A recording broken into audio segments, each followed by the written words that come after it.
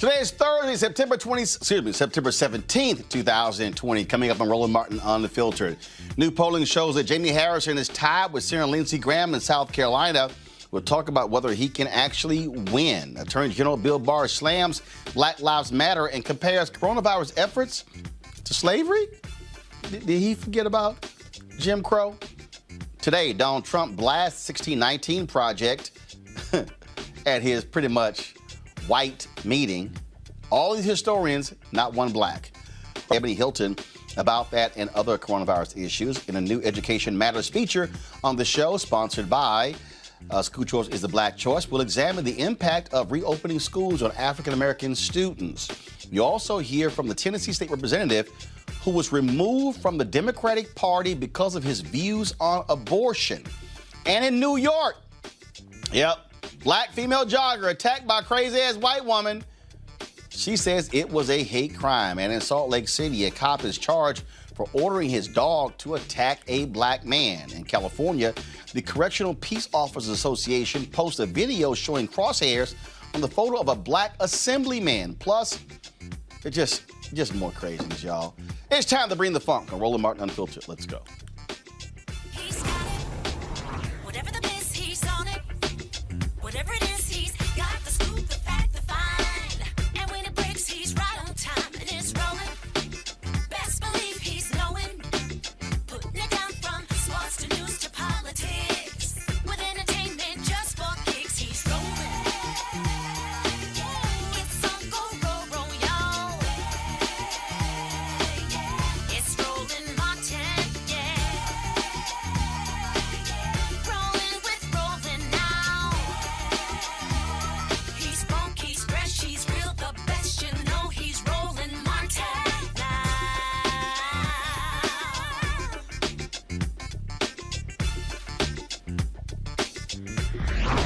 Martin! Republican South Carolina Senator Lindsey Graham is tied with his Democratic challenger Jaime Harrison for the U.S. Senate race. According to a new Quinnipiac University survey released yesterday, the poll shows both Graham and Harrison at 48% among likely South Carolina voters. Since winning his seat in 2002, Graham has been easily reelected by double-digit margins. Joining me now to discuss this race is Meg Kennard, national politics reporter for the Associated Press, based there in South Carolina. Meg, are these polls real? I mean, are we actually seeing this race this tight in South Carolina? Hey, Roland, it's always good to be back with you. You know, these polls they're really something. But again, let's not send Lindsey Graham back to Washington for a fourth term. Let's put a Democrat in office in representing this state. But again, it's really difficult to take the temperature in this state when you look at a race that has had a lot of campaign fundraising numbers. It's really eye-popping to look at both sides of the race in terms of the money that's been brought in. Today, DSCC announces that they're spending 7 figures on this state in the next, 44 days now until Election Day. So that's a lot of money that's going to be putting a lot more TV ads, a lot more digital ads, and giving voters a lot more of the ads and all of the stuff that we've really been seeing here for well over a year now from Jaime Harrison and Lindsey Graham. But it's not Election Day yet, and that's the one that really matters. And obviously, polls are polls, but the reality is this here. Democrats would not be putting these kind of resources into a race in South Carolina if they did not think that this was possible.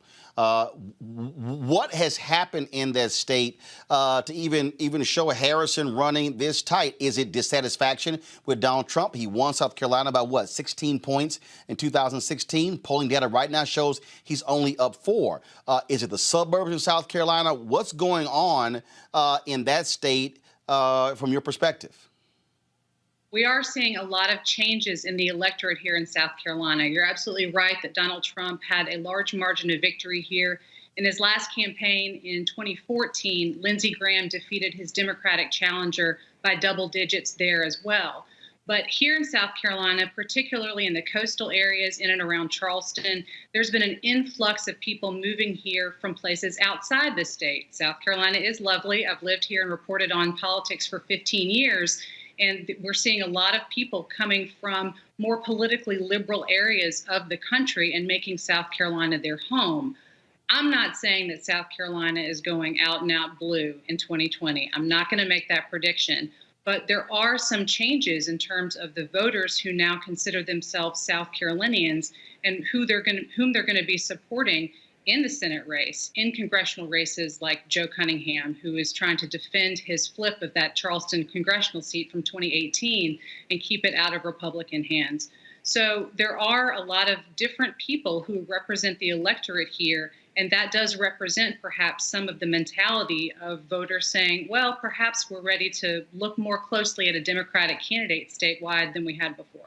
But we also saw a massive, massive Democratic turnout in the primary there, higher numbers than what we even saw when Obama ran in 2008, knowing full well that African Americans make up 50 or some say upwards of 60% of Democratic voters. That, I think, was a telltale sign in terms of how Democrats are fired up in that state about getting rid of Donald Trump and those who support him. There's a lot of interest here. You're absolutely right. The Democratic primary contest, which went on for over 2 years, as far as I was involved with it, gained a lot of attention and was, as you note, a Democratic contest. There wasn't a Republican primary here. So the Democrats really had the stage for well over a year in terms of really making their cases and arguing the party's perspectives on issues. But let's think back to the 2016 campaign for the presidential race. Donald Trump and Hillary Clinton were tied here in South Carolina at that point. So even though we do see these polls of statewide voters tightening, even though Democrats have been pouring a lot of national attention and money into this race, we've seen PACs pop up, including the Lindsay Must Go PAC, which is spending $300,000 just this week on a television ad in the Charleston area, trying to make the case against Lindsey Graham. Yes, there is a lot of attention and focus statewide in terms of making that case that Democrats need to represent the state statewide, need to go to the Senate, need to perhaps occupy the White House on behalf of South Carolina. So you're right, we wouldn't be seeing a lot of that attention if not for the presidential campaign and the very heavily contested primary that we just went through. But this is still South Carolina. A Democrat has not won here statewide in 15 years. So this is still Lindsey Graham's, at this point, his race to lose. African American, are we seeing an increase in black voter registration there? Again, I know Jaime Harrison is really depending upon black support there. Look, a lot of black folks cannot stand Donald Trump. We saw how they helped Joe Biden win and really correct his campaign when he won in February. Are we seeing intensity there among black voters? There is a lot of intensity. There's a lot of activity among black voters here in South Carolina. You're right that they do make up most of the Democratic voters here, but obviously those aren't the only folks who are going to the polls in November. So yes, Jaime Harrison is focusing intently on black voters in South Carolina. He knows that he needs their support in order to make a strong case against Lindsey Graham, but he doesn't just need black voters. He needs a very broad base of support to oust a three-term Republican incumbent from a Senate seat in South Carolina. So yes, there's a lot of focus on black voters, but he needs to be broadening that base as well. All right, Meg Kennard, Associated Press. We certainly appreciate it. Thanks a lot. Anytime. All right, let's go to my panel. Erica Savage-Wilson, host, Savage Politics Podcast. Dr. Greg Carr, Chair, Department of Afro-American Studies at Howard University. And Reese Colbert, Black Women Views. Folks, we are, look, under 50 days left. Go ahead and pull the graphic up, people, showing how many days left when it comes to this election. 46 days before the election. We're already seeing what is happening across the country where Donald Trump and his people are trying to really target voters, going after different states, trying to keep them from even having real elections. Go to my iPad, please. This is the vote.org website where you can check your registration. I need every single one of you to double check your registration. I've had people who watch this show tell me that they had registration cards in their hands and they realized that they had been purged. So every person needs to first check your registration. More than 300,000 people were purged in Georgia. 198,000 of them were in error. Folks, that was the election. that determined that allowed Brian Kemp to beat Stacey Abrams. That was stolen. So we have to understand that. And so I want to start with you, Greg. When we look at in terms of this race in South Carolina, yes, the polls are showing that they are tied right now. But you look at what's happening in North Carolina, where the Democrat Cunningham is up 6 to 8 points over Republican Tom Tillis. You look at what's happening in Arizona. Mark Kelly, he is up 10 points against McSally in Arizona. You look at a 12-point lead by the Democrat over Susan Collins in Maine. You also see Amy McGrath. I think the people of Kentucky should realize they screwed up not giving the primary win to Charles Booker. She's down 12 points with all that money that she has, down 12 points to Mitch McConnell because, frankly, she's a boring candidate. She's Republican light. But what we're dealing with here, polls are coming out, even showing Joe Biden doing much better among college-educated white voters in Arizona, in Minnesota, is in Wisconsin. And so what this comes down to, Greg, is pure and simple, like any election, is turnout. Can you turn out more of your people than the other side? Yeah, you're right, Roland. It's very simple. The polls are lying because many white voters are lying. I won't call them liars, but they are lying. The Bradley effect, that maybe some of the viewers who are too young to remember the mayor of Los Angeles, Tom Bradley, when polled, it looked like he was up for the election and then he lost that first election because white people lied to the pollsters. So you could ignore the polls. Election day is not the first Tuesday in November. It is the first Tuesday in November in South Carolina because there's no early voting. Right. You got to bring that photo ID. They let you bring your damn concealed carry license, but no student ID. So they've set it up, those white supremacists in that old reef, the first state to secede from the Union, South Carolina. However, voting day in North Carolina is October the 15th.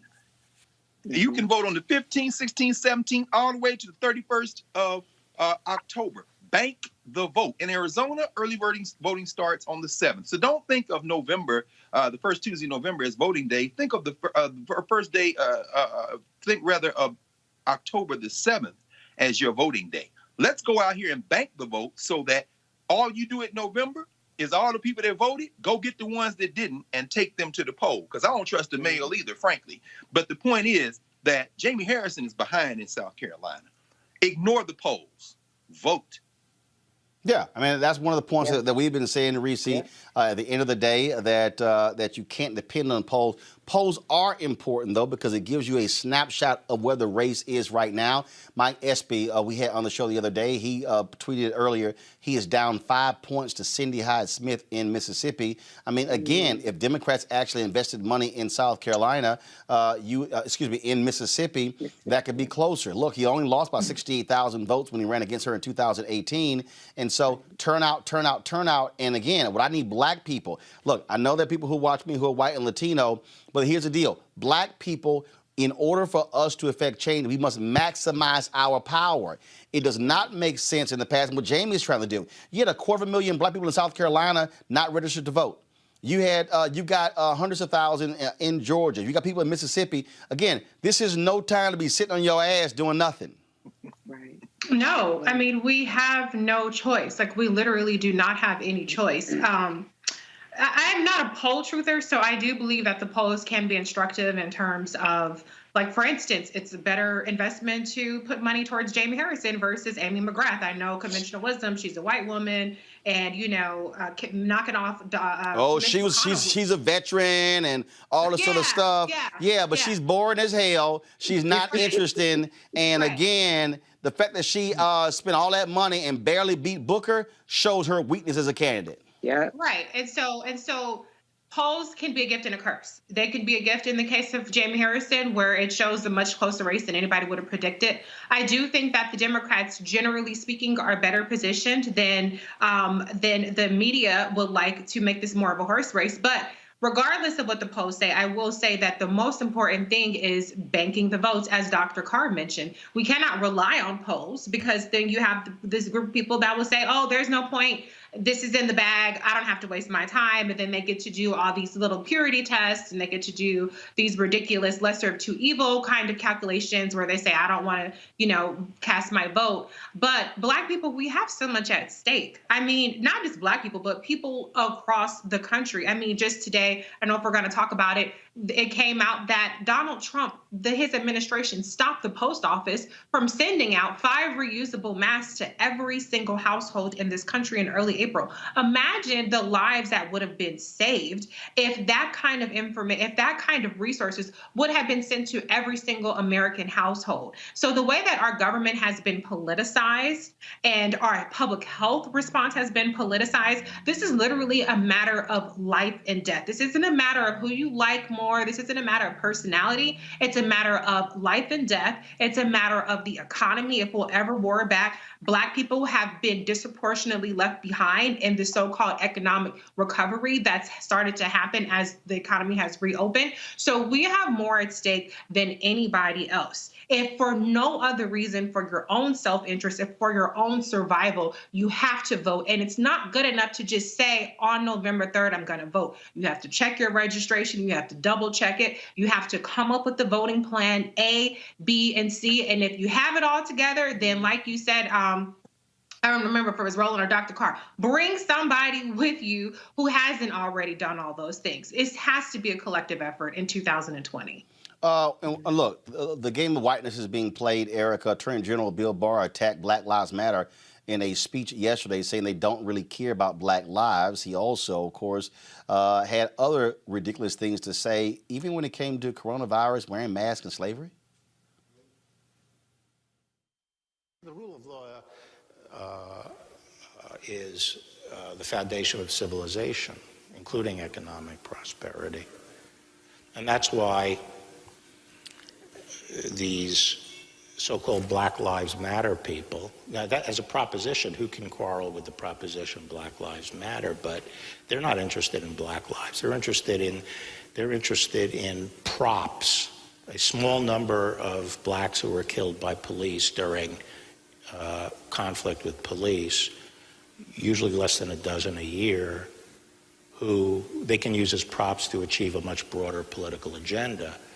But I view the question of Black lives as not only keeping people alive, but also having prosperity and flourishing in their communities. All right, now here's this idiot talking about masks and civil liberties, and he actually invoked slavery. A national lockdown, stay-at-home orders is like house arrest. It's you know, other than slavery, which was a different kind of restraint, this is the greatest intrusion on civil liberties in American history. Putting a Interesting, national lockdown, Erica. I guess he skipped over 1877 to 1970 when we talk about Jim Crow.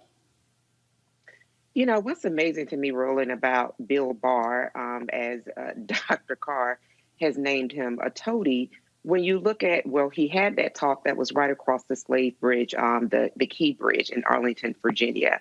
And to hear him, first of all, say these people, we already know that he's a white ring supremacist who is very much so wedded to the ideologue of that group.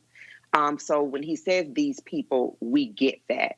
The other part of it is that Bill Barr is very much so on board with pushing an agenda that destabilizes our democracy and actually takes away the elements of democracy. So that is, in fact, who we're dealing with. We're not dealing with an attorney general. We're dealing with a person who's very much so who is very much said over and over again through many speeches.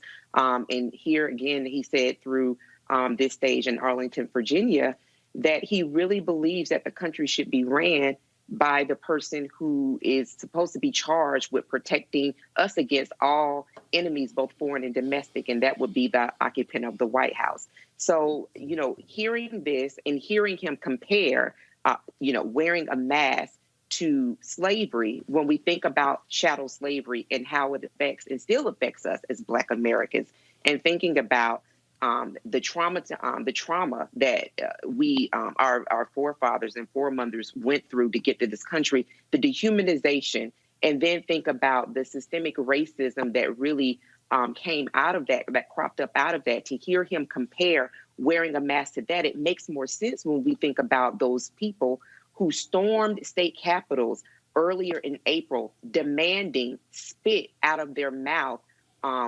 fermenting at police officers. Those folks at the state capitals demanding that the country be reopened.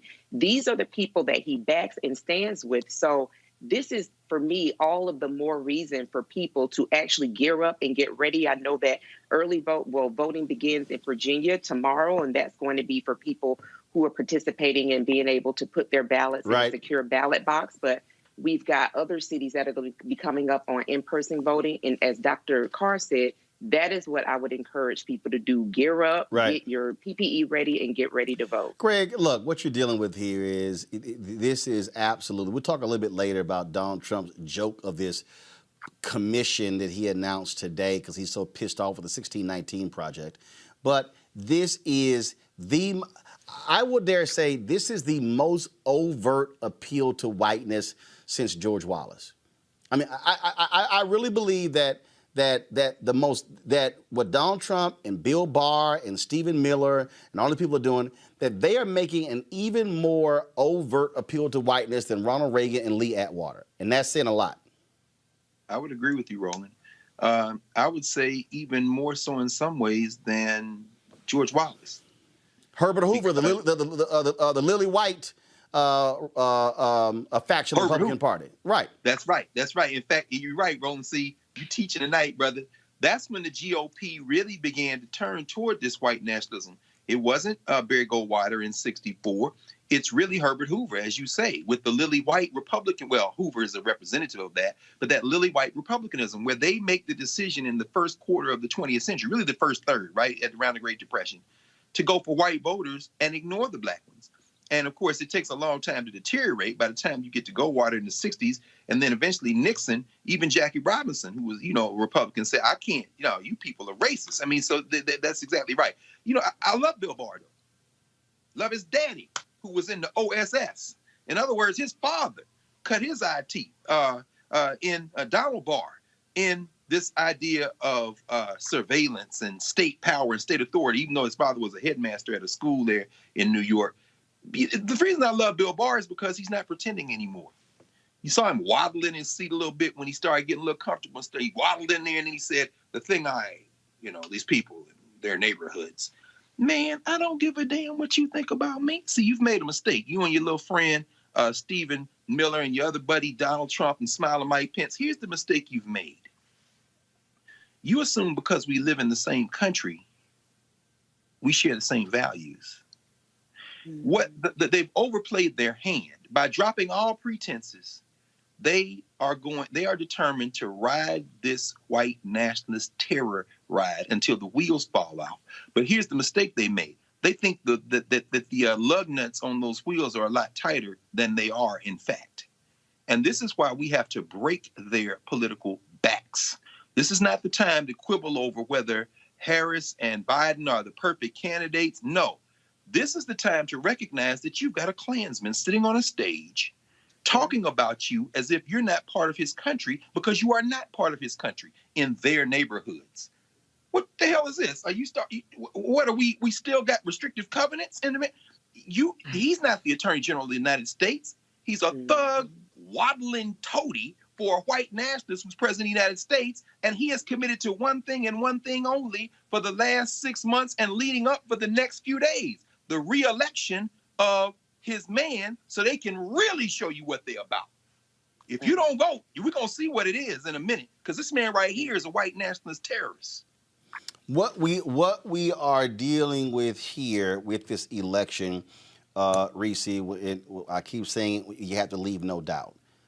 There is a clear, blatant attempt. Literally, as we're sitting here, a federal judge ruled about an hour ago that Donald Trump and Louis DeJoy, quote, were involved in a politically motivated attack on the efficiency of the Postal Service, and he is issuing an injunction reversing the changes that have led to massive mail delays under DeJoy. That literally came down about an hour or two ago. And what you're dealing with is there's a systematic attack on every single front.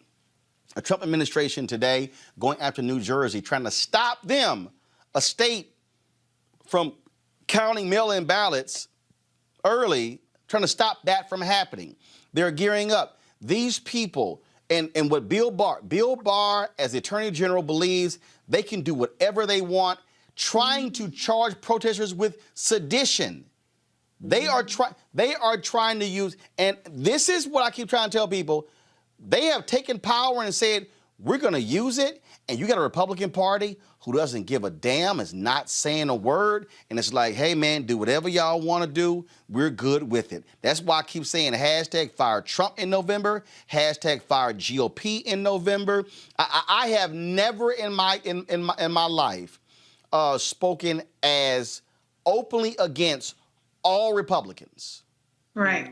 But what they are doing, you do not have a single profile in courage of a Republican in office. Mitt Romney, he says some stuff every now and then, but I'm talking about somebody standing up saying, hell no, this is not America, and this should not be done, and damn my party. No, they're all complicit.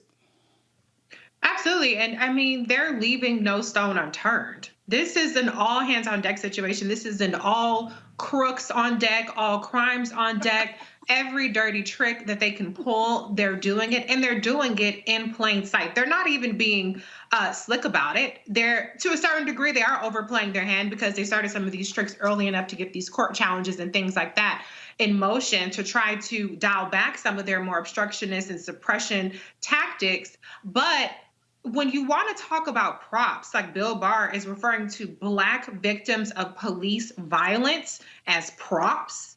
No, a prop is Donald Trump clearing out protesters in Lafayette Square with tear gas to hold a Bible upside down. That's a prop. When his Department of Justice is stockpiling weapons, considering the use of heat rays, which is absolutely mind-blowing on protesters. As you said, Roland, trying to charge protesters with sedition, which is a crime against the country.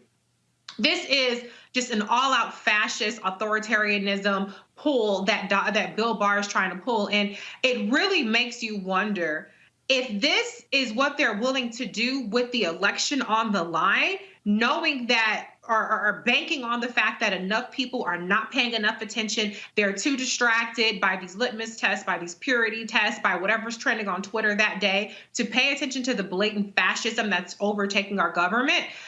Imagine what they will do, feeling like they have a mandate if they were to get reelected. That is the real scary shit that I don't think people, it's not registering to them right now. I'm still seeing people say, oh, there's no difference between Trump and Biden. Trump is sterilizing immigrants. Barr is basically saying your Black life doesn't matter. There is a war on Black and Latino communities when it comes to coronavirus, when it comes to criminal justice, when it comes to the economy, when it comes to every aspect of our society. There is absolutely unequivocal, worlds apart differences between Trump and Biden, between Pence and Kamala, between what the Biden-Harris administration will look like and what we've seen in terms of this white nationalist criminal syndicate masquerading as a presidential administration. And of course, we're going to get later testimony by the FBI director about white supremacists and how he basically says,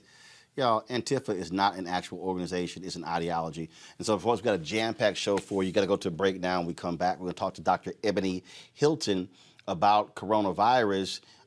You got the president pretty much saying, oh, no, the CDC director, he doesn't know. He was mistaken. So he was mistaken, and we're supposed to believe you. Then you got dumbass Kevin McCarthy, Republican leader in the House, who says, I trust Trump over the CDC director. And that's why you're a dumbass. You're watching Roland Martin Unfiltered. Back in a moment. You want to check out Roland Martin Unfiltered? YouTube.com/Roland S. Martin. And subscribe to our YouTube channel. There's only one daily digital show out here that keeps it black and keep it real. It's Roland Martin Unfiltered. See that name right there? Roland Martin Unfiltered. Like, share, and subscribe to our YouTube channel. That's YouTube.com/Roland S. Martin. And don't forget to turn on your notifications so when we go live, you'll know it. Hey, I'm Dondre Whitfield of Queen Sugar. You got just one vote. Use it. As our community comes together to support the fight against racial injustice, I want to take a second to talk about one thing we can do to ensure our voices are heard. Not tomorrow, but now. Have your voices heard in terms of what kind of future we want by taking the 2020 census today at 2020census.gov? Now, folks, let me help you out. The census is a count of everyone living in the country. It happens once every 10 years. It is mandated by the U.S. Constitution. The thing that's important is that the census informs funding, billions of dollars, how they are spent in our communities every single year. I grew up in Clinton Park in Houston, Texas, and we wanted new parks and roads and a senior citizen center. Well, the census helps inform all of that and where funding goes. It also determines how many seats your state will get in the U.S. House of Representatives. Young black men and young children of color are historically undercounted, which means a potential loss of funding for services that helps folks. We have the power to change that. We have the power to help determine where hundreds of billions in federal funding go each year for the next 10 years. Funding that can impact our community, our neighborhoods, and our families and friends. Folks, responses are 100% confidential and can't be shared with your landlord, law enforcement, or any government agency. So please, take the 2020 census today. Shape your future. Start at 2020census.gov. All right, folks. Listen to anything that comes out of the White House is really a hazard for your health when it comes to coronavirus. I mean, we truly see some of the dumbest people you've ever seen, especially when you talk about coronavirus. So yesterday, just watch this discussion here, where idiot was being asked about testimony from the CDC director about wearing masks as well as a vaccine, and of course, this was the fool had to say. American people trust you on the pandemic when you're contradicting the head of the CDC and your because of the great job we've done, because of the great things we've done in other fields also, because of the fact that we created ventilators, we built ventilators by the thousands, and now we're supplying to the world, because of all of the incredible work we've done for governors who are on every call saying, this is incredible, this is great, this is great. Sometimes they're not quite as friendly at a news conference when you have people covering it. But we have done a phenomenal job on COVID-19, as they like to call it. I call it other things. But we have done a phenomenal job. I get calls from other people in other countries. They can't believe the job we've done. And then they'll say, is there any way that you could get us ventilators? I say, right. And then thank you for doing that. And then said herd mentality, as if whatever that's supposed to mean. But it also said her mama died of coronavirus and her mama died of breast cancer. Right. He doesn't listen. Honestly, there is something wrong with Donald Trump, and we all know that at this point. People can choose to ignore it, but when they're ignoring it, literally our country is falling apart in terms of economics. Our country is falling apart in terms of management of this pandemic, and our numbers are literally, we are looking to double the number of COVID deaths that we have now by December. That's how fast we think this thing is going to tick up during this flu season. And we're playing around. Yeah. Post office, they revealed that they were going to send 5 masks to every household in America, but the White House nixed it, saying, we don't want to alarm people. This is a man who literally said, liberate Virginia, liberate Montana, has called people to arms over the Second Amendment, and yet saying he doesn't want to alarm people. Meanwhile, in those same states, so Montana right now, since reopening, has an increase in COVID-19 cases by 5,000%. 5,000. So this whole game that he's playing with not wanting to be upfront, we've heard the tapes from Bob Woodward. We know that Trump knew as far back at least as March and February how deadly COVID-19 was.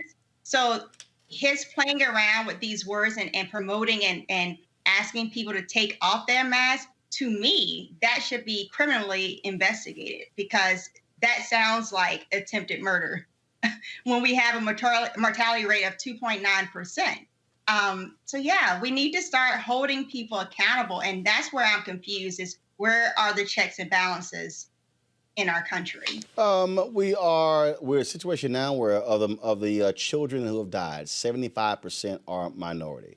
We're still looking at, now you got the Big Ten. They've decided to go ahead and play sports, even though we've seen athletes coming down with coronavirus. You get the LSU head coach, Ed Ogeron, who said most of his team got coronavirus, and then says, well, we don't really know if, I guess if they got it, and then they likely are not going to get it again.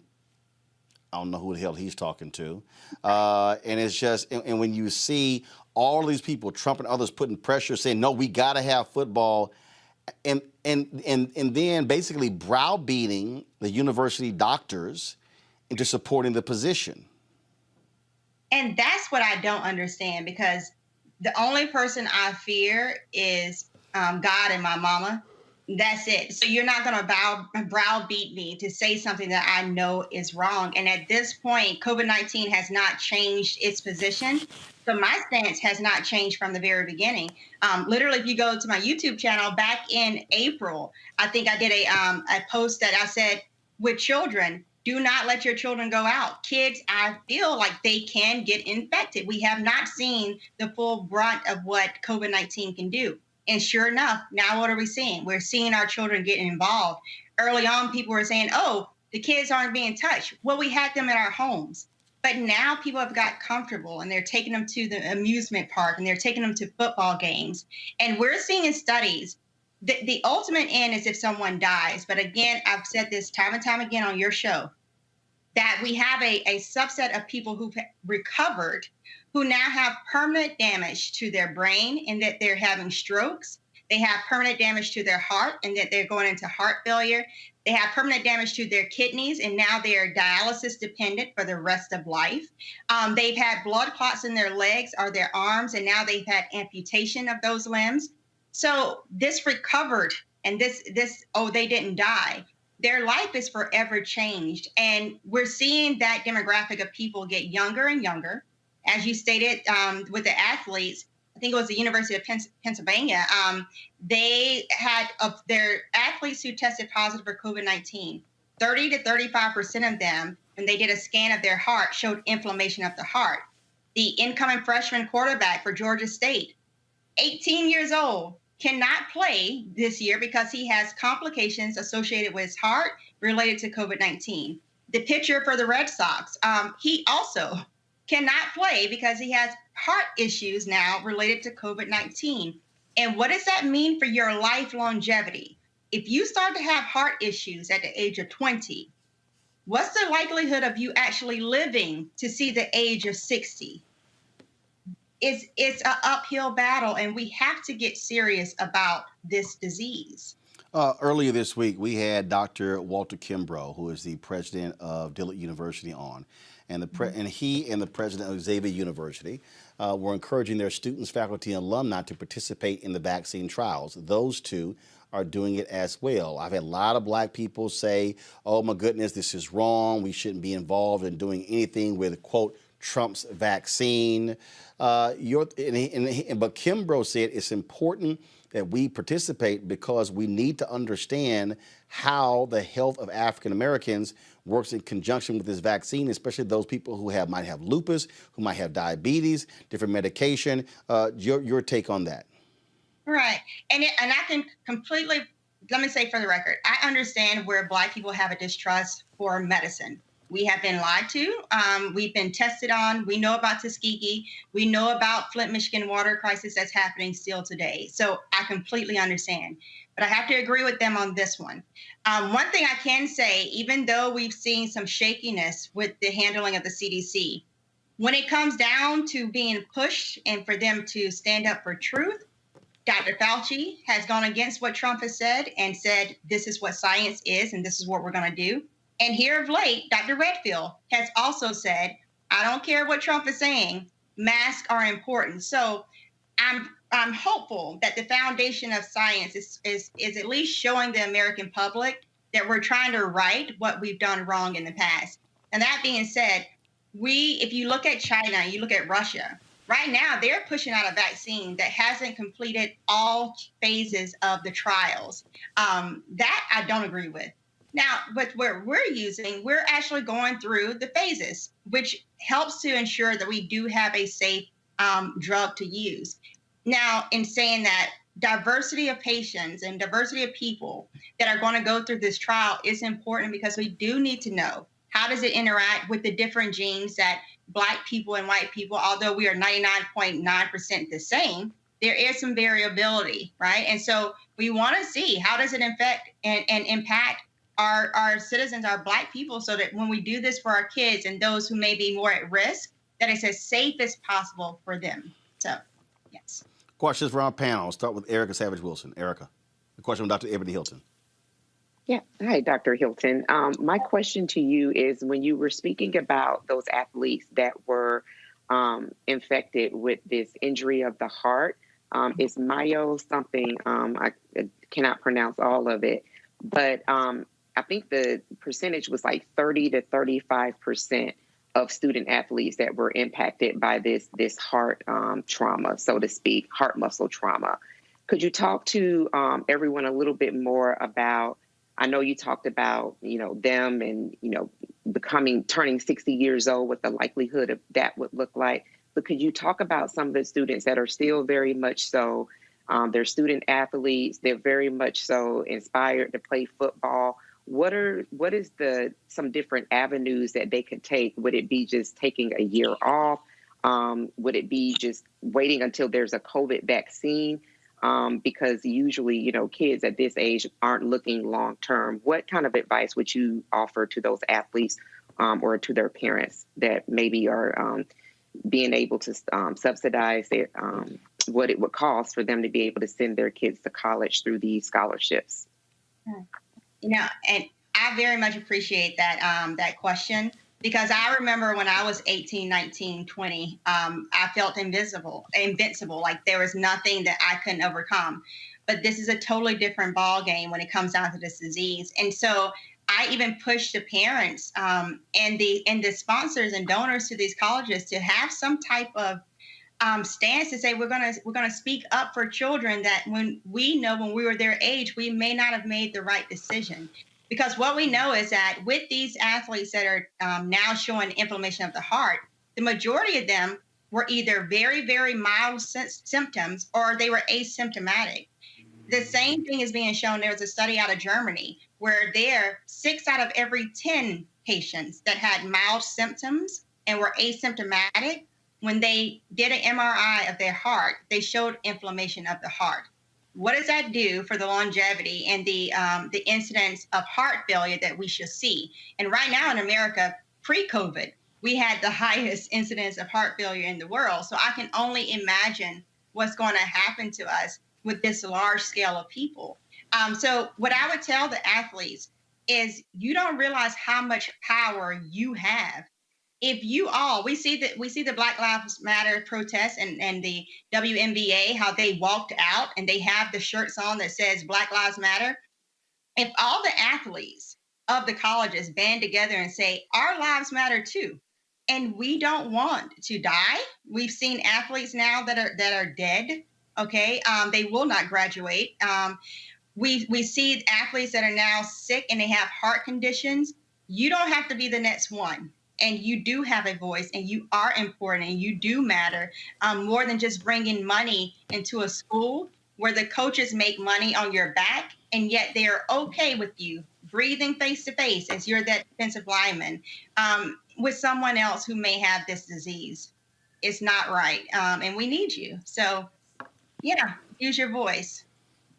Question, Reese Colbert. Hi, Dr. Hilton. So good to see you. One of the things that troubles me is this whole notion that the Trump versus Biden-Harris administration really wouldn't make a difference. We've seen that Trump believes that he's done a good job with coronavirus. We see that his silver bullet that he believes is a vaccine, which he's lied about the timing of it. With the Biden-Harris administration, they have the Coronavirus Racial and Ethnic Disparities Task Force. That's part of something they'll implement. How important do you think it is in terms of the Black community, the Latino community, people of color, And having an administration that really understands that racial and ethnic disparities have to be tackled as part of the coronavirus response, rather than an administration that just believes that may the strongest survive, and eventually we'll get to herd immunity, and it doesn't matter how many people die in the process, particularly if they're Black and Latino. Right. And you know, Reese, I'm a huge fan of yours, and I know you've always been on top of it and promoting what Harris's plan is in particular, as she relates to health disparities, particularly for Black women. There's nothing that comes out of Trump's administration that speaks to all the factors that play into why Black people and brown people are more likely to be infected in the first place and die in the first place. And to just drive this home, at this point in time where Donald Trump is saying we're going to rely on herd mentality, and what he meant by that was herd immunity, to basically allow a large group of people to get infected so that it can protect certain pockets of us. In order to do that, 60% of our nation would have to be infected. And right now we have a mortality rate of around 2.96%, meaning that if 60% of our population were to get infected, we would have to be willing for at least 2 to 4 million people dying. That's what he's willing to sacrifice. And Black and brown people, if that many people are dying right now, we are seeing that you are dying at 2 to 3 times your population rate. So we will be the ones that's carrying the heavy burden of sacrificing our lives to keep this administration in play. And my question is, what are we gaining from that? There's nothing that's worth your life. If right now, I'll give you a number, if right now Black people died at the same rate that white people died from COVID-19, there will be 19,500 Black people still alive today. 19,500. And he is okay. He is okay with that. And that's our mothers, that's our fathers, that's our children. This should not be happening. And yet he's playing golf while we're not even allowed to bury our family members. It's tragic. Question, Dr. Greg Carr for Dr. Ebony Hilton. Thank you, Roland. I'm still shaking my head thinking about that. Dr. Hilton, thank you for your work. And as a member of our community, you know, back in the spring, had a frank conversation with President Howard, the medical doctor, Wayne Frederick. He gave it to me straight, and it's pretty much played out the way he thought it would play out in terms of school shutdown. Walter Kimbrough, President Dillard is my friend. I understand brother says he's going to volunteer for the vaccine. So I understand he's trying to game this out. He's not a medical doctor, but he's got the courage to say, look, I'll put it in my arm because we got to save some lives and I'll be willing to go. Let me ask you, as a member of our community, if you had to make a prediction, are we going to be back physically in the classroom in January 2021, or do you see this thing, at least in terms of education, K-12 and or university, keeping us indoors through the spring semester? Man, y'all ain't going back till fall 2021. Ebony, go ahead. But she's the medical professional. That's all right, why? She about to agree with me. Go ahead, Ebony. Right, because again, Rolly, you know, my stance has not changed. No, these schools are going to have to shut down. I'll give you an example. Just this Tuesday, I'm from South Carolina, if you can't understand my accent.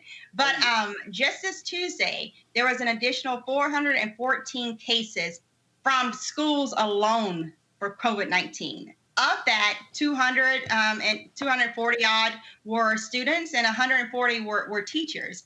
We had 2 weeks ago a 28-year-old teacher die from COVID-19.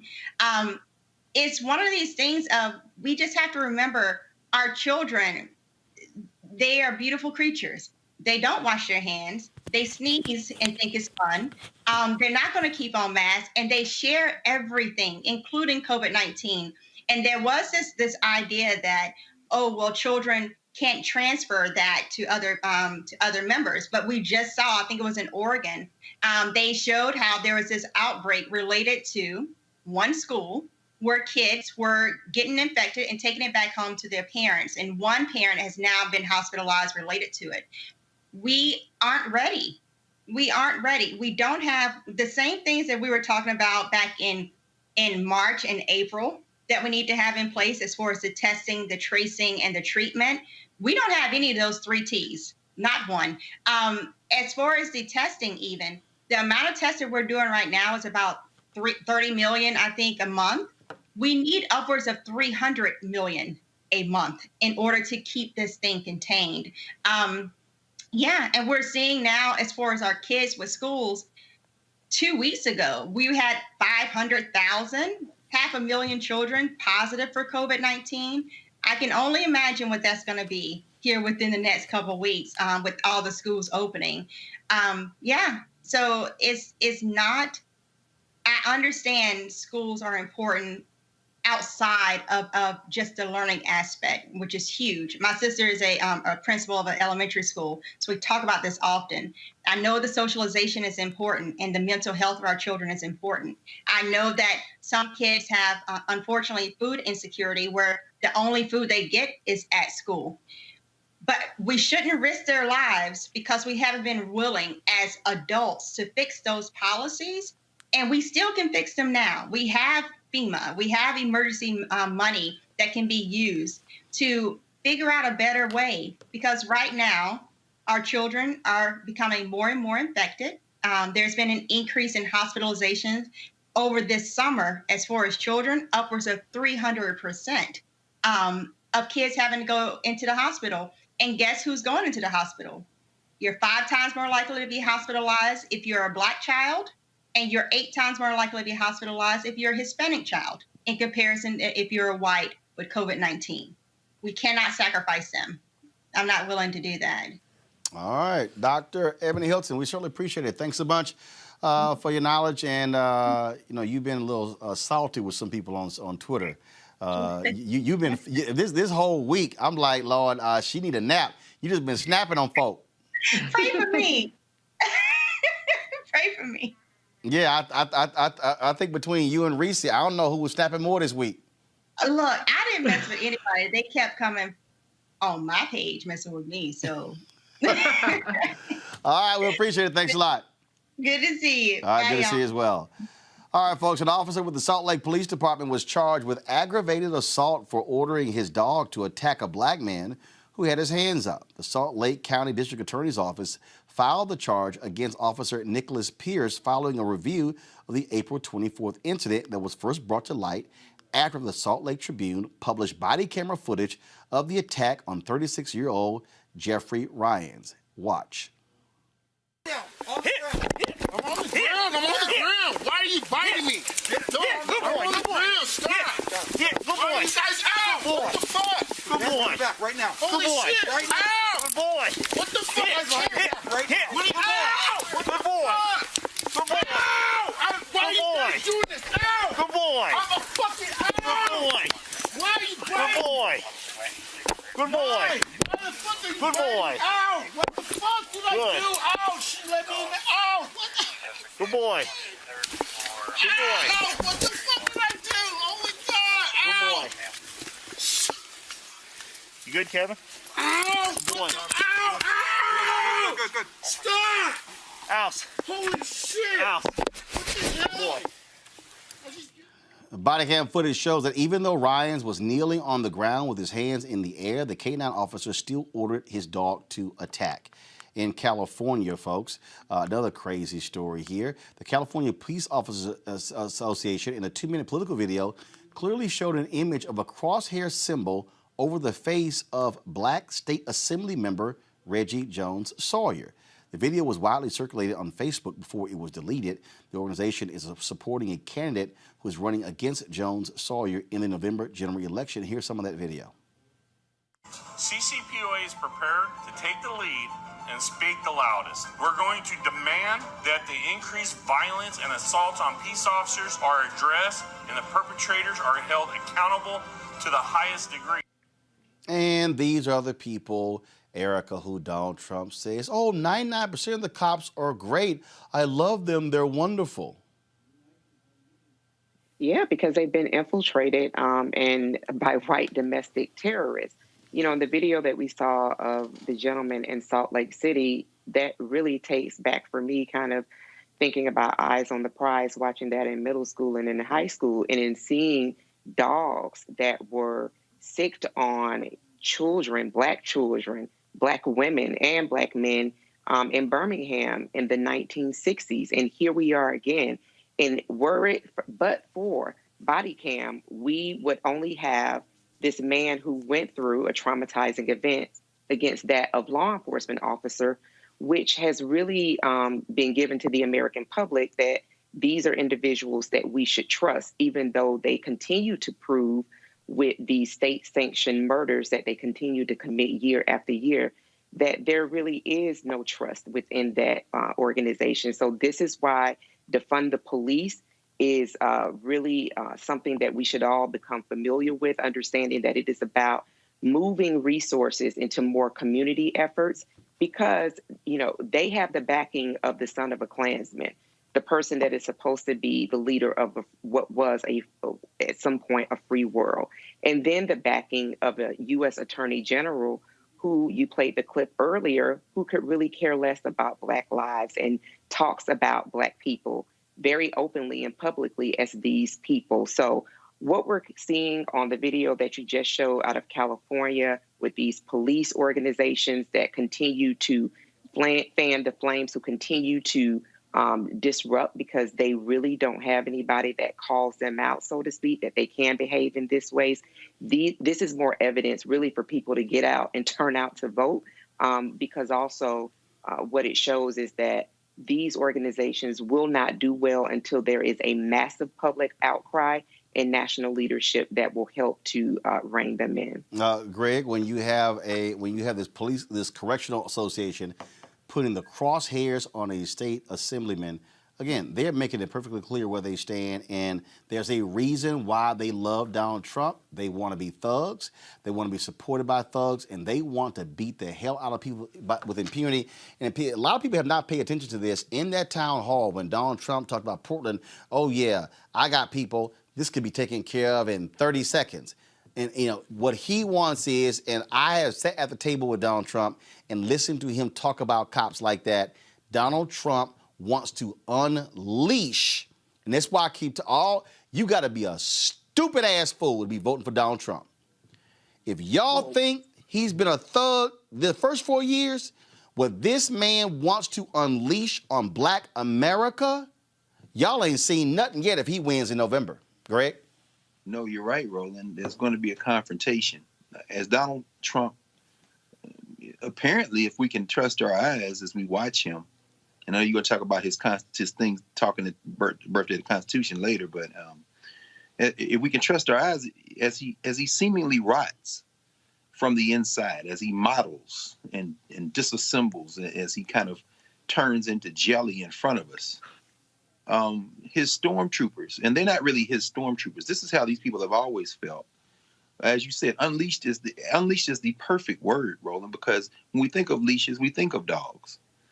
And so when you see this officer who joined the K-9 unit apparently around 2011, who's been featured in articles out there in Utah for being so proud of being in the K-9 unit, we hear him say, good boy, as he's biting the brother. His brother's like, what the fuck, whatever. You know, I'm reminded of an elder of mine who's now an ancestor, Nomo X in Columbus, Ohio. He used to do a presentation. We had him come over to the Black Culture Center at Ohio State, and he would do a presentation called The African Holocaust. And he would show pictures of dogs biting civil rights protesters, as Erica, as you just said, sis, those eyes on the prize stills. And he would pause it, and he would say to the students, maybe several hundred of us there, and he'd say, I'm going to tell y'all something right now. Always kill that dog. And then we would all cheer.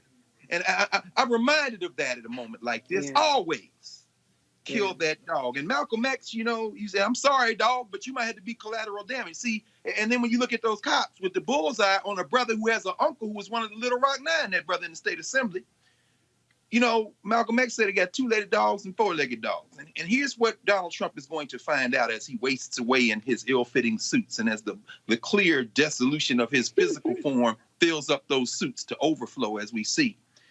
He's going to find out he doesn't have enough thugs. He's no thug. He's a studio gangster. And the ones that think they're thugs, how many ever dogs they have are going to come up against some people, particularly some of these young people, might be some of them young people whose frontal lobe hasn't closed enough to realize they shouldn't be playing football. They're going to bite the right one. And the words of No More X are going to be made flesh. And some dogs going to die in this country. Reese. It's always hard to follow up on, from Dr. Carr. But I will say, I mean, this is the system operating as designed. You know, Donald Trump is a person who, in one of his so-called presidential rallies,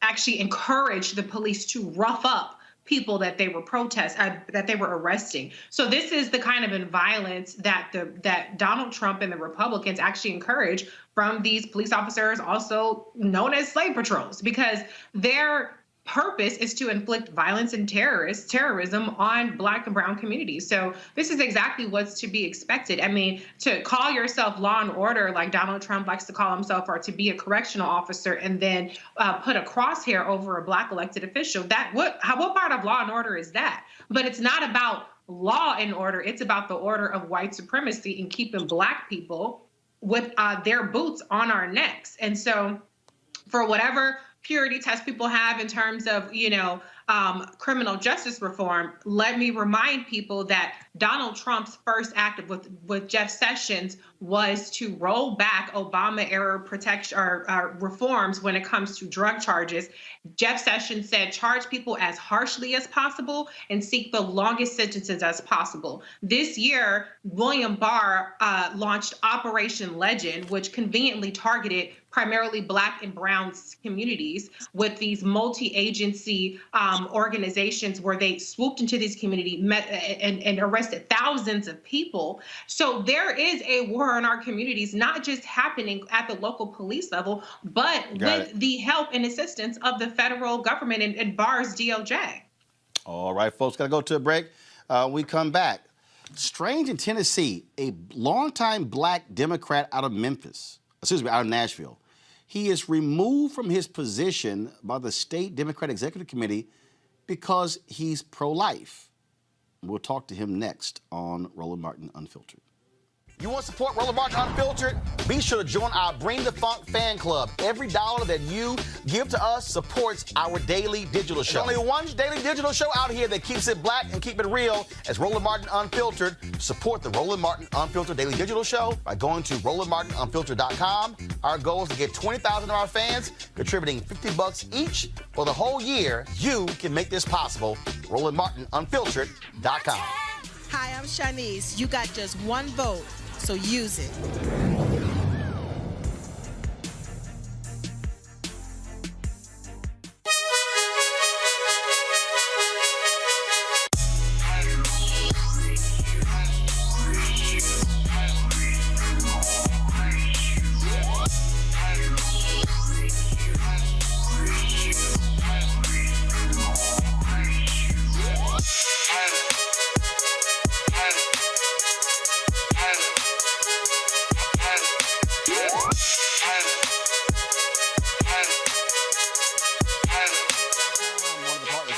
Unfiltered. They have these virtual reality headsets you see right there in the video there, folks.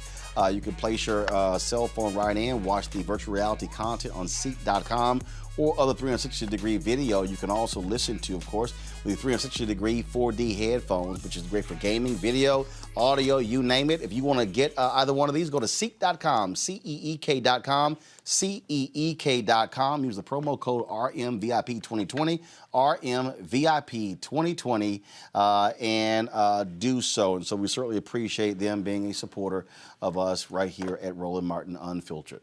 All right, folks, Representative John DeBerry Jr. had always represented his Memphis State House District in Tennessee as a Democrat. We don't have him yet. All right, folks, I thought we had him as a guest. So let me just do this here. I'm going to push that story and go to this next story, and that is, you know what? We'll do this in here. Let me just do it right. I'll go ahead and do it right now. All right. So y'all let me know when he's on the phone. I'll talk with him about the panel. Again, he's represented this district, y'all, for 28 years. This year, though, he's going to be running as an independent because the Democratic Party Executive Committee decided to remove him because of his pro-life beliefs.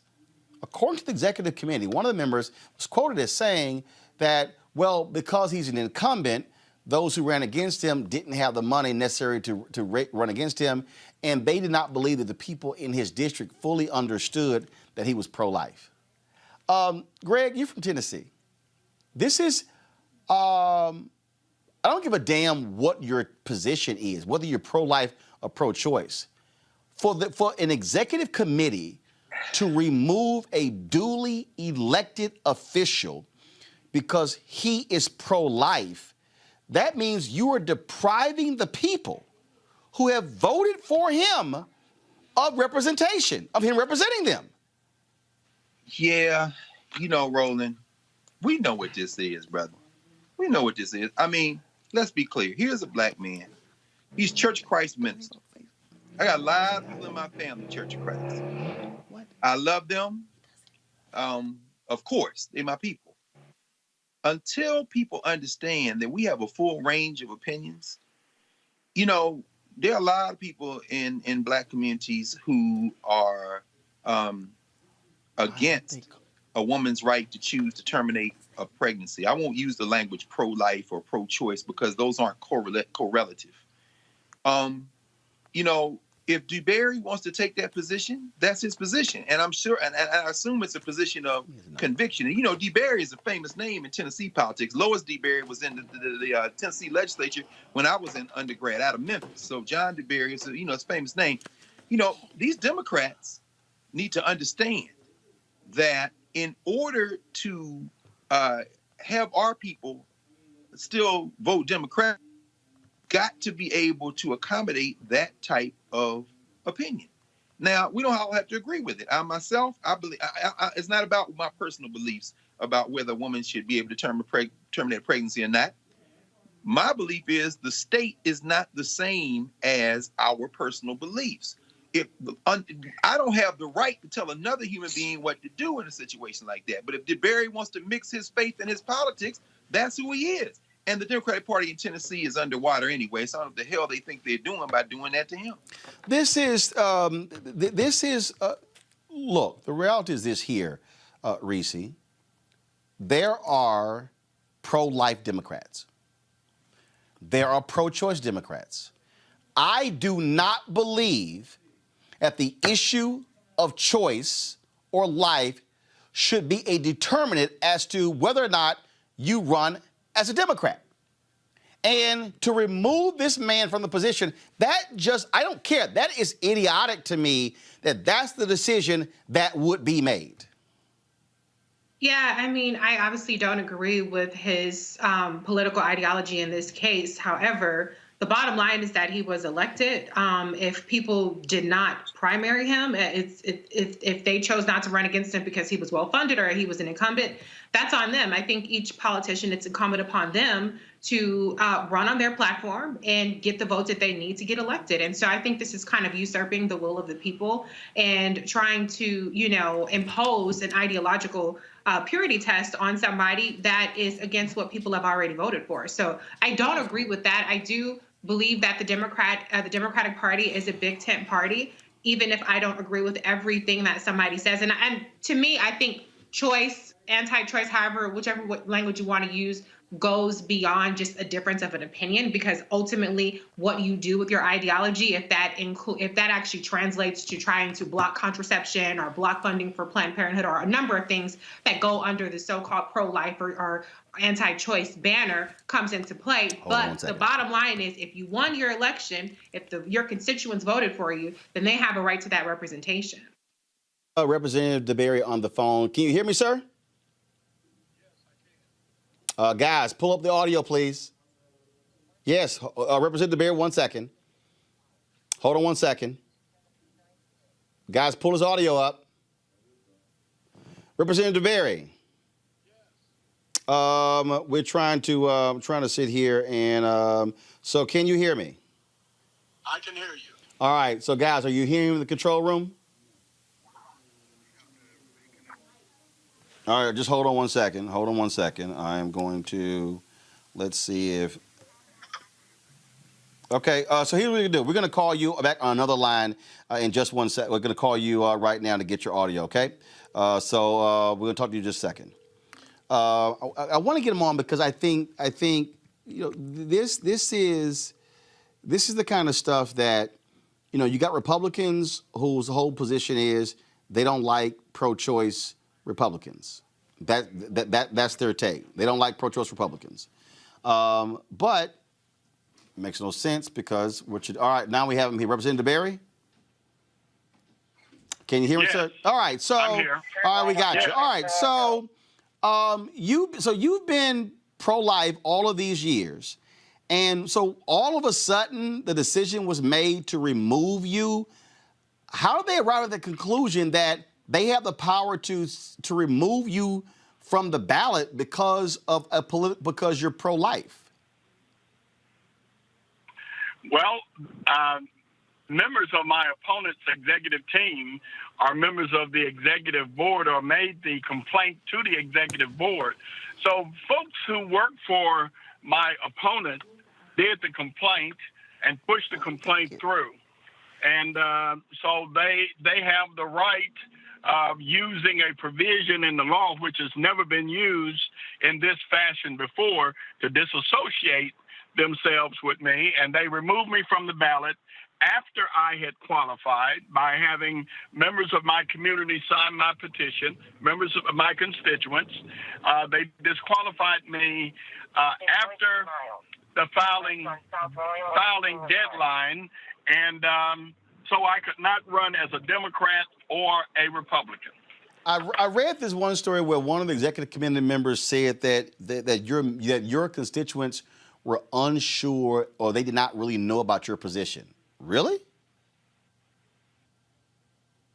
They have run against me 3 consecutive elections, putting everything out there. 3 Democratic opponents have run against me, talking about my disagreement with them, with the Democratic Party on abortion and on several other issues. So there is no way that my district could be misinformed or uninformed about where I stood. And not only this, they had the audacity to say that the people in my district basically didn't have sense enough to elect their representative. They had to do it for them because they weren't informed enough to make that decision. So we talk about a bunch of folks who probably have never set foot in District 90 making a decision for District 90. You have led the Coleman Avenue Church of Christ in Memphis for the last 20 years. And this is the position that you've taken. Now, is this the only issue they have with you? I mean, do they appreciate you voting for them on other issues, and just on this one, you just happen to be pro-life? Well, I have stood with them on many issues that are procedural and some issues that have to do with policies. So that has never been the problem of me just being a radical against the Democratic Party. This was the fact that they have run 3 consecutive elections against me. They have run 3 strong opponents, have financed them extremely well, and I still won by anywhere between 65 and 70%. The only thing they had left was to remove me from the ballot. So they had an individual here again that was a member of the staff of my opponent file a complaint, and they voted on the complaint with 48 hours notice in a Zoom meeting in the middle of a pandemic.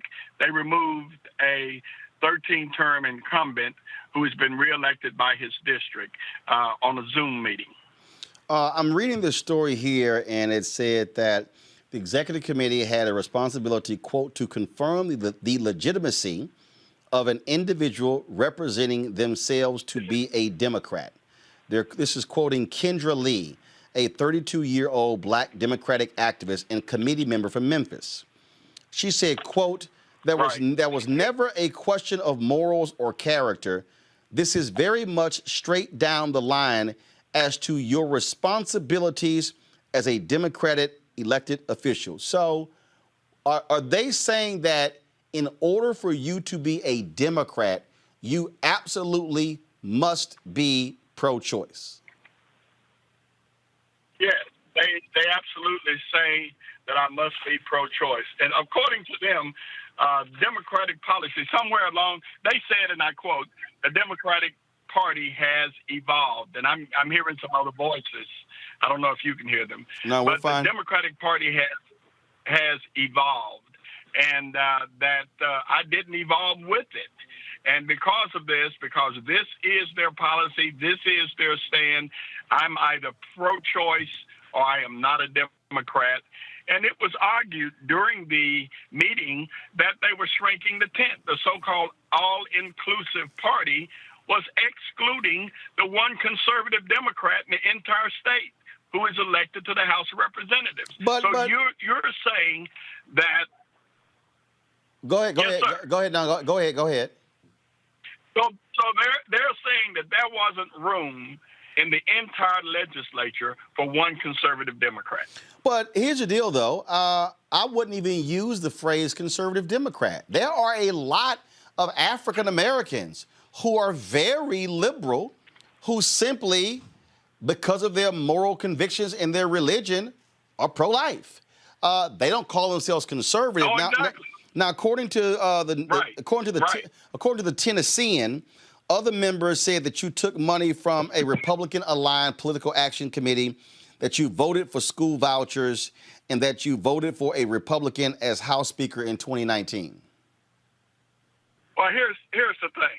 First of all, everybody up there votes with Republicans. There are only 25 Democrats out of 99 in the House. It takes 27 Republicans and every Democrat for a Democrat to pass a bill on the floor of the House.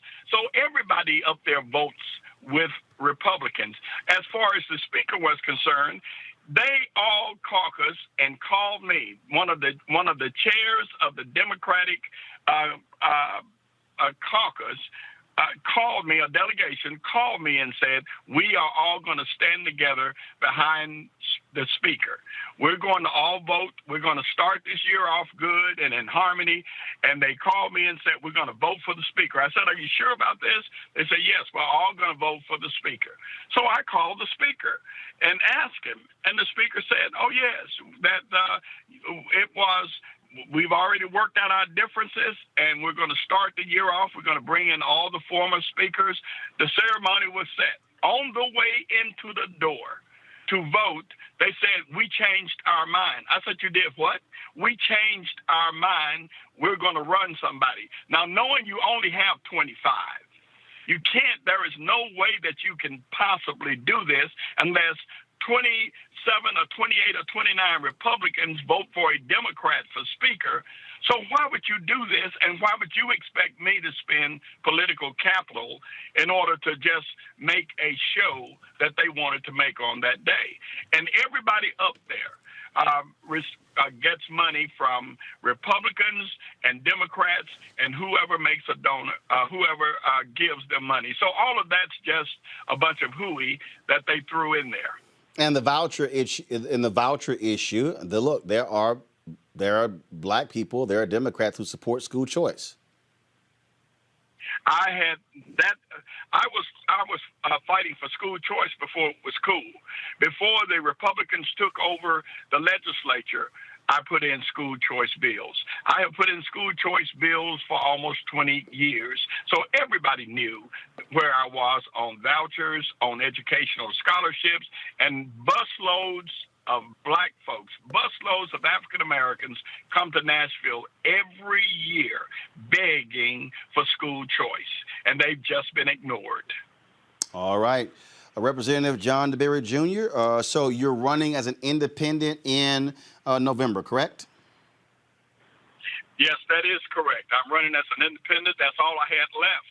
It was done in such a way that, as I said earlier, that the petition, that the complaint was filed after the filing deadline. So when it was filed, I could not run as a Democrat or as a Republican. The only option I had when they finished doing their vote of taking me off the ballot was to run as a write-in. That's a shot in the dark. We all know this. Got it. But my colleagues, both Democrat and Republican, voted for a bill and a change in the law that if an incumbent has been removed from the ballot after they have qualified, they can run as an independent. All right. Representative DeBerry, we appreciate it. Thank you so very much. I thank you for having me on today. All right, folks, we did reach out to try to track down some members of the executive committee. We're going to try to get one of them on tomorrow because, Erica, I really would like to hear an explanation because I do believe it's fundamentally unfair. I don't care. Here's the deal. If you want to be pro-choice and run as a Republican, I got no issue. If you want to be pro-life, I got no issue. If you want to be pro-choice or pro-life as a Democrat, I got no issue. The voters are the ones who should decide who represents them. Yeah, and I think one of the most surprising things to hear Representative talk about was that when he said that there are 25 members of their assembly, 25 members of the Democratic Party in that Capitol, as opposed to 99 Republicans. So they're definitely outgunned. So thinking about then some of the bills that he voted on, that definitely they had to cross the aisle because they really didn't have a choice. They're a small percentage of that entire Capitol body.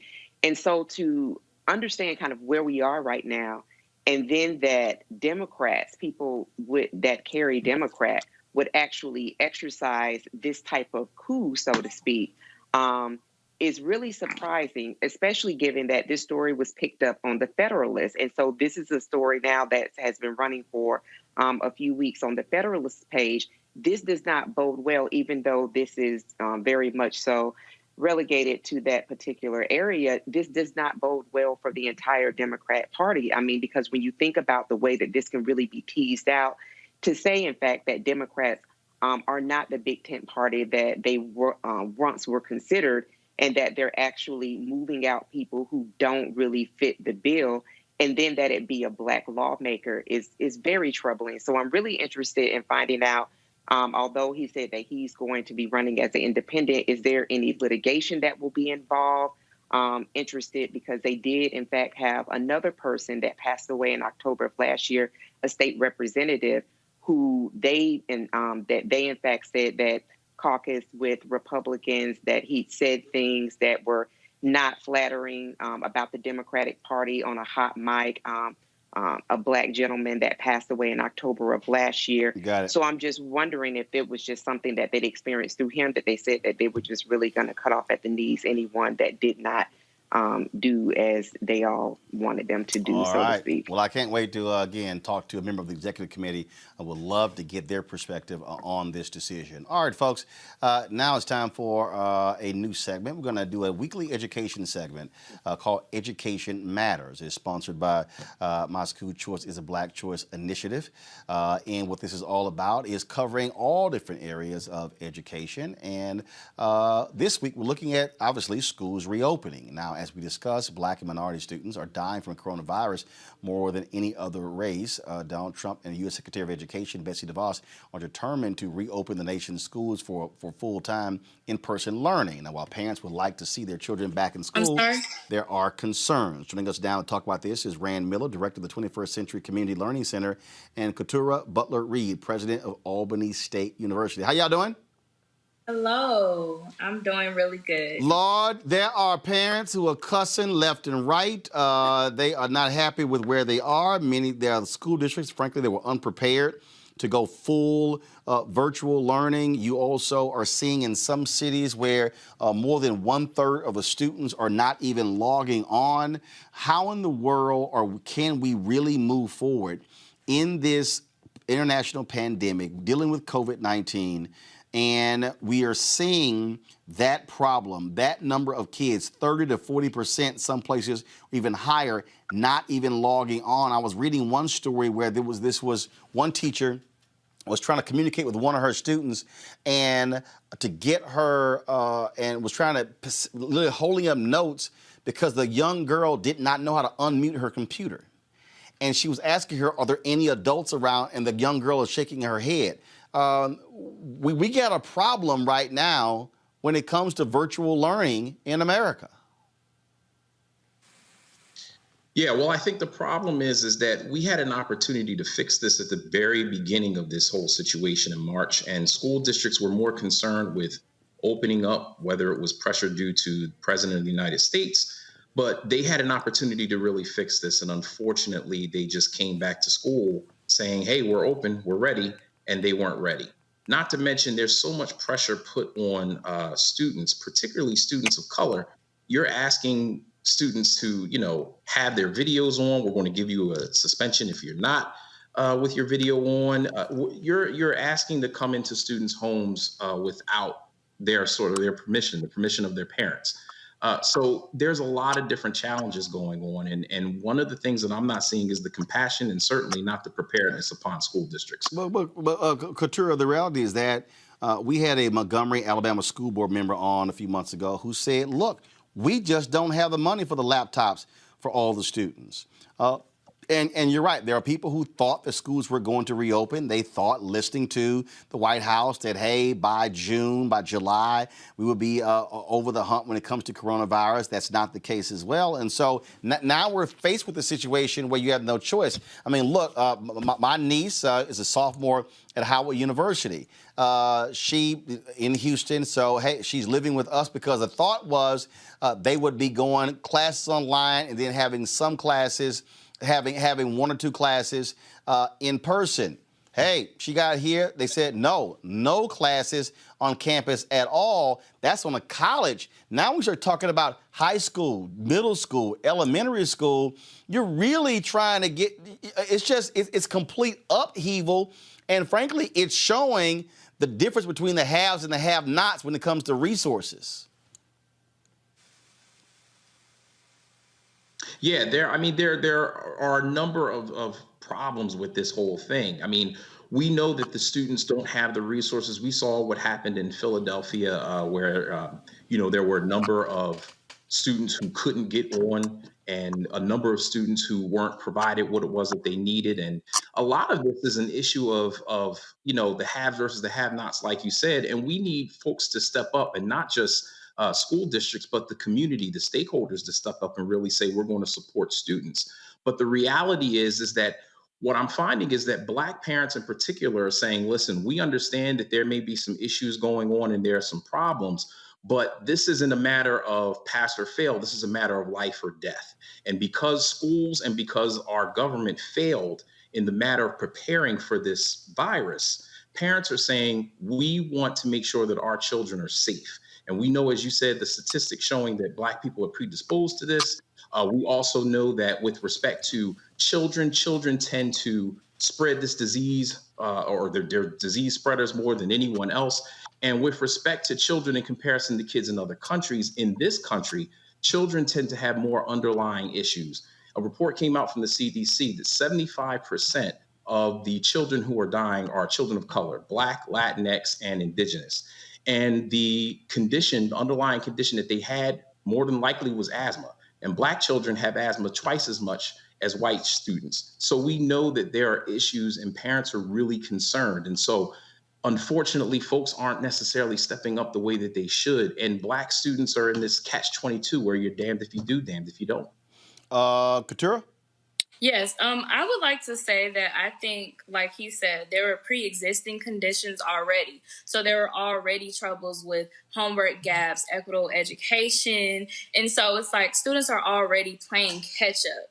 So that's one problem that we should have dealt with before coronavirus. But now that we do have coronavirus, it's like we have to depend on laptops, internet access. And the reality is a lot of students don't have that. And if we're not able to go back to campus, then what do we do when we're at home? Because some parents, they might have to use the laptops. So it's like, okay, well, she has to pay the bill. So I think that might trump me going to class at that moment. But that's also unacceptable for some professors because they're like, no, you need to make it to class. But if we don't have the resources and if the school can't provide the resources, then that's a bigger problem because it's like, yeah, we have CARES Act. We had that, last semester, and some students might have gotten it for the summer, but it's like, okay, well, we get that again.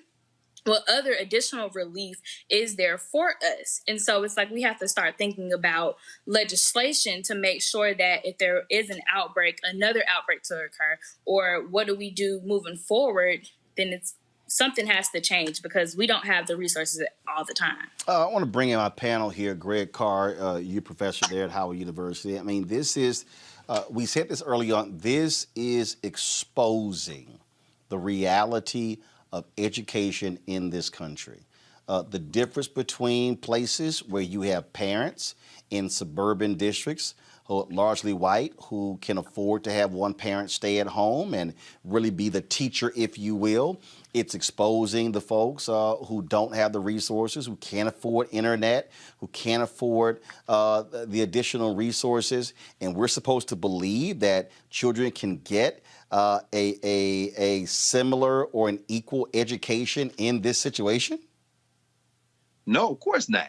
And I'm so glad that you have our president there at Albany, because I teach. I'm one of those, folks, department chairs. I don't take course release. So I've got a number of students, and I am teaching synchronously, meaning I'm not recording lectures. I meet my classes and record them and then post them for people, so the students who can't make it through the time zones. Two things come immediately to mind. Many of our students in, K-12 and university don't have the resources at home. And, universities trying to say, well, make them unmute their screens. Some people don't want you to see the circumstances they're under, and some people struggling to have to call in. That's on that side. But, and I'd be interested in hearing what you have to say, Madam President, about this specifically. Our HBCUs, on the other side is, I'm exhausted. Now, I'm a teacher.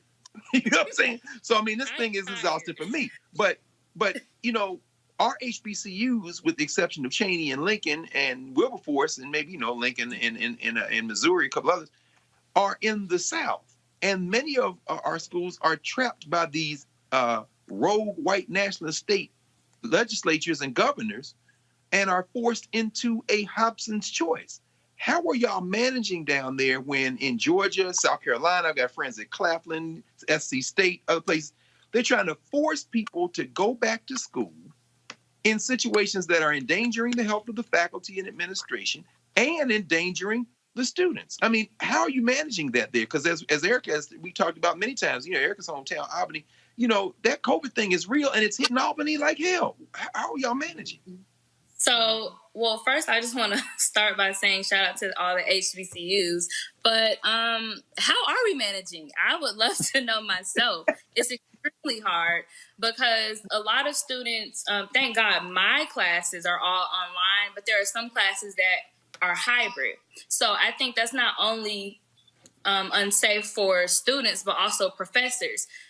Because it's like Albany was a hot spot. And though the cases have gone down, it's like just in general, Albany is a college town and it's pretty small. So the resources that we have, the health resources that we have are already somewhat limited. So there isn't like necessarily a plan in place to help us with that. But it's quite hard because when you're a college student, of course, you want the college experience. And we can't have that. We can't have the football games like we usually have or the whatever other, DJ come out or have any kind of events on campus. So it's like we had to adjust a lot. We had to do so many different guidelines to do anything. And it's so hard, especially not being on campus because of course you miss everything. But it's quite hard because even in Albany, sometimes the weather is really bad. So right now there was like a hurricane watch a few days ago. And so, okay, if the power's out, then how is everyone going to go to class? That's a whole nother thing. So it's very hard for us to manage. That's all I can say. This is something here again where we're soon gonna be done with the first month of school to really have an assessment. What should districts be? What should they be looking for? What should parents be saying after this first month to try to correct or fix deficiencies they're seeing right now? So parents, the first thing that they can do is they can be really monitoring what's happening with their students. Even if you're not home every day, even if you don't have the opportunity to do that, check in with your kids, check in to see what they have going on, take notes, reach out to the teachers, stay on top of them, because they will respond if you do. Also, attend those board meetings. Even if they're on Zoom, even if maybe they're in person, maybe if there's some social distancing, go to those meetings. Let your voices be heard. Let them understand what challenges you're dealing with. And if you see that your students are being tested and things of that nature, these assessments and stuff like that, particularly after the first month, no, we shouldn't be seeing that at all. And we know that those assessments can harm Black and brown students also. And what school districts need to do is they need to just get back on the ball. If the districts have the opportunity to work with hybrid or remote learning, they need to stick with the remote learning and do their best to make sure that it's improved, not just sticking with what they did in March, but making sure that they take all the necessary precautions to provide students exactly what they need.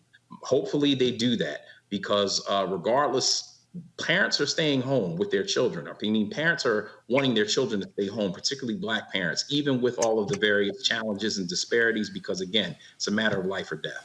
All right, then. Well, look, we're going to keep doing this. Again, every week we're going to have our Education Matters segment. We certainly thank both of you for being with us, Keturah Butler-Reed, Albany State, as well as Rand Miller. Thank you so very much for joining us. Thank you. All right, let's go to our next education story, y'all. Today, the idiot had a conference at the White House today, all white historians, where he announced he's going to be signing an executive order creating a National Patriotic Education Commission. He took the time to slam the 1619 Project. Let's just say he was just simply talking to more white people. Listen to this, fool. Like those of Howard Zinn that try to make students ashamed of their own history. The left has warped, distorted, and defiled the American story with deceptions, falsehoods, and lies. There is no better example than the New York Times totally discredited 1619 Project. This project rewrites American history to teach our children that we were founded on the principle of oppression, not freedom. Nothing could be further from the truth. America's founding set in motion the unstoppable chain of events that abolished slavery, secured civil rights, defeated communism and fascism, and built the most fair, equal, and prosperous nation in human history.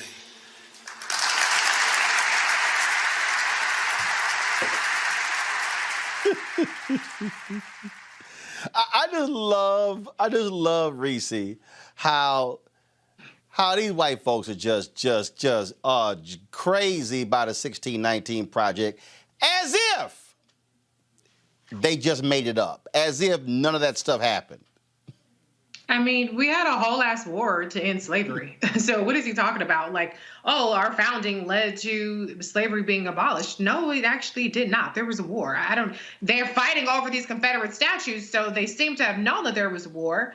It's absolutely ridiculous. This is what it looks like when you have a fascist government, when you have a government that's all about propaganda, whether it's vaccine propaganda, whether it is propaganda about history, whether it's propaganda about science, climate change, things of that nature. What Donald Trump and the Republican Party want to create is an alternate universe that extends beyond Fox News and actually extends into the classrooms, and it extends into how we are actually teaching people about our American history, which, by the way, is already inadequate. By the way, there's already not enough information about the true nature of the way that this country was founded and the fact that we are still fighting for basic civil rights to this day. And so this is just another one of his ploys to try to create an alternate reality. Unfortunately, Donald Trump and Betsy DeVos are over the government, and they have a large degree of power to actually see that these kinds of indoctrination, alternative histories actually make it into the classrooms, and that's very scary. Erica, this is all about appealing to whiteness. Donald Trump, Bill Barr, their whole deal, they want to appeal to white voters and attacking 1619 Project. Oh, it's distorted, it's been discredited. Actually, no, it hasn't. And guess what? They can try to run away from it all they want to. They can try to call this the 1776 Commission. Let me listen to y'all. 1619 happened. So did 1620, 1621, 22, 23, 24, 25, all the way up. 1863 happened. 1865 happened. The Great Compromise of 1877 happened. Jim Crow happened. Black people having their land stolen happened. The peonage system, that happened. Pig laws, that happened. Lynching, that happened. Racism during World War I, that happened. Racism during World War II, that happened. Racism during Korea, that happened. Racism during Vietnam War, that happened. I mean, we can just go on and on. I mean, here's my whole deal. If these white folks really want to have a debate, y'all, here's the deal. We're more than prepared to have it. You know why? Because we now own shit. We now own media. And here he had all these historians, not a single black historian at his so-called little commission today, little White House on history, Erica. Yeah, why would they be? I mean, this is all about white supremacy. This is about a person whose father was arrested at a Klan rally, really living out his best years. And so if everyone is to buy into white mythology, which says that this noble Italian came across the shores and discovered America, and then fast forward to 1619, there were people that immigrated to the U.S. and labored the U.S. soil to make it the wealthiest country in the world. That is white mythology. The truth of the matter is that this country was founded on nothing less than genocide and nothing less than theft. Full stop. And so he's talking to people that want to continue to live in this this world where that is really the gospel. But it's not the truth. And it is very much so an unrepentant history. And so when you think about the way that Betsy DeVos, who only came into power because, as Dr. Carr says, smiling Mike Pence casted the tie-breaking vote in the Wells in the Senate as the president of the Senate, you now see how they have joined forces in order to continue to depress and oppress Black folks, right? So particularly Black children, just coming off of the last segment that you just had there a moment ago. And so if people don't really kind of use these as smelling salts to understand that these people mean nobody any good, the goal is oligarchies in place. The goal is to have an authoritarian government ran by a white man, held down by white men. And in that direction, it doesn't matter who gets dozed over. It will be Black and brown people largely, but there will be white casualties as well. And so if people don't really come into the understanding that the media is just a tool to really telegraph the message of the apartheid state that the United States of America is headed into, I don't know what, other evidence that people need that this is really nothing more than a group of folks who will do nothing, will stop at nothing rather, to have all of the power that they actually demand. And Greg, the whole deal with bringing up Howard Zinn and all this other nonsense. I mean, these are illiterate people. These are individuals who know nothing. These are individuals who are full of it. Stephen Miller, we know damn well Trump can't read, and so hell, he can barely even say the number 1619, 1776. But again, and not only that, I have the story right here. Go to my iPad. Dallas Independent School District apologized for an assignment that asked high school students to write an essay about a modern hero and suggested Kyle Rittenhouse, the 17-year-old charged with killing 2 people during protests in Kenosha, Wisconsin. I mean, I have been saying to people since 2009, we're living in the age of white minority resistance. where white people are in the majority, but they have the people like, oh, no, we're losing. When they keep saying we're losing our culture, our values, what they're actually saying, Greg, is whiteness no longer dominates. What they're saying is, damn, we got to actually consider black people and consider Latinos and consider Asians and Native Americans. We now got to listen to y'all. That's all this is. That's right. Roland, and this is why everybody needs to break off some change and support Roland Martin Unfiltered, because this is your platform. This is black owned, and you can say whatever you want to whoever you want. 3 quick things. Number 1, he's not well. Something wrong with that man. You saw him laboring, going from teleprompter to teleprompter. Something wrong with him. And Howard Zinn, who died 10 years ago, could have walked in there and shook his hand. He wouldn't have known who he was talking about, which leads me to the second of the 3 points.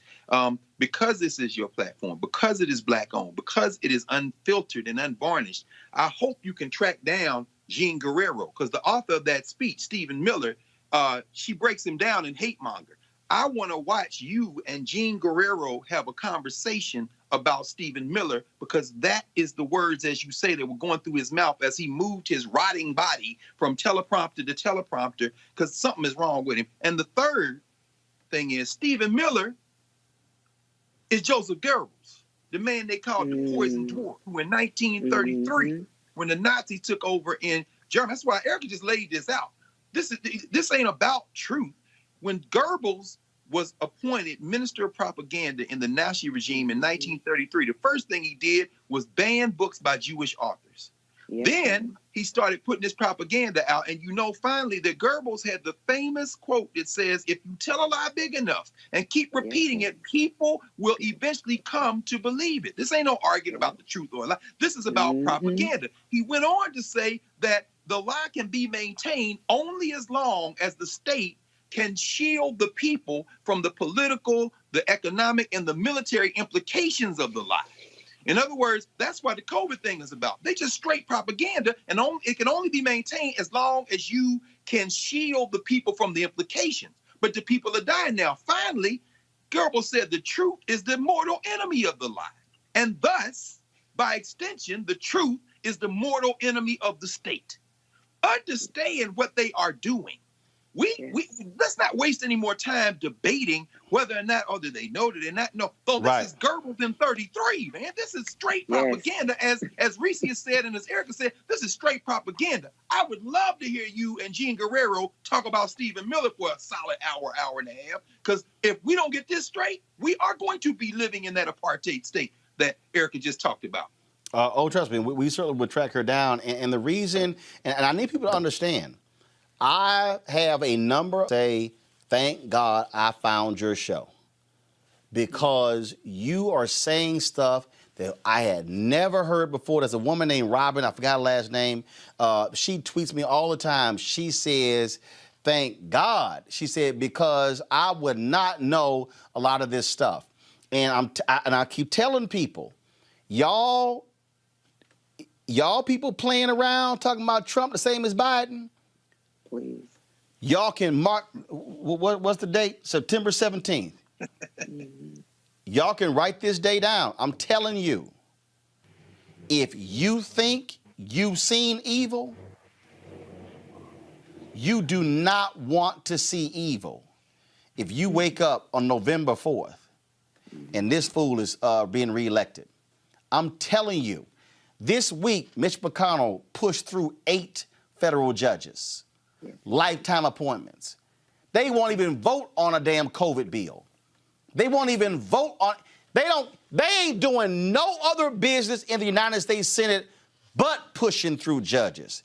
You heard Donald Trump say the other day, he said, by the end of this year, we're going to approve 300 judges. Y'all need to understand, it's only 900 federal judges in America. That's right. You give him 4 more years, they will have appointed half of all federal judges in the United States, and they purposely are picking judges, 35 to 45, who are largely right-wing men. Only one of those 200-plus judges they picked is black. Y'all, they are real clear.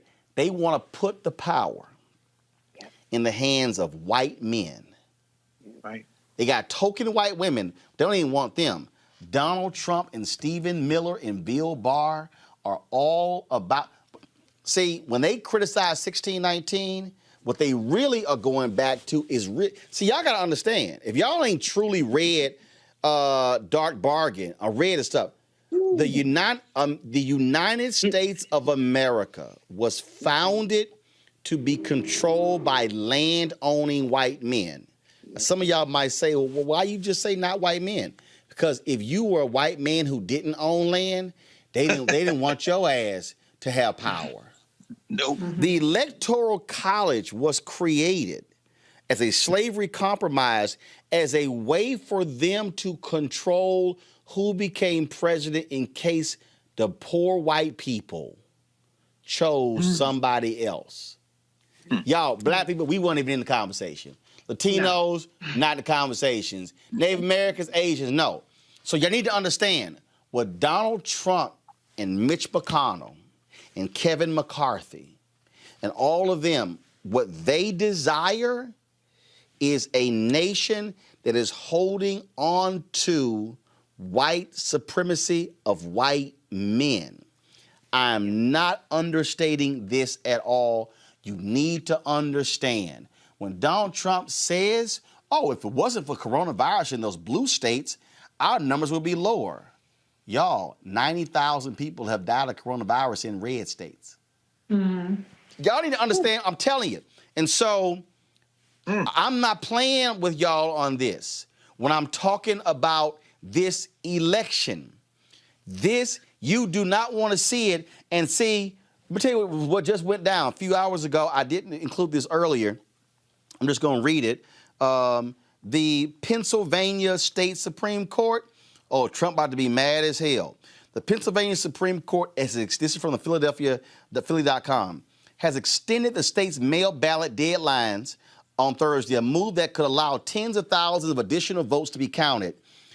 State law says mail ballots must be received by 8 p.m. on Election Day, but the state Supreme Court said Thursday that ballots will be counted if they are received by 5 p.m. the Friday after the November 3rd election.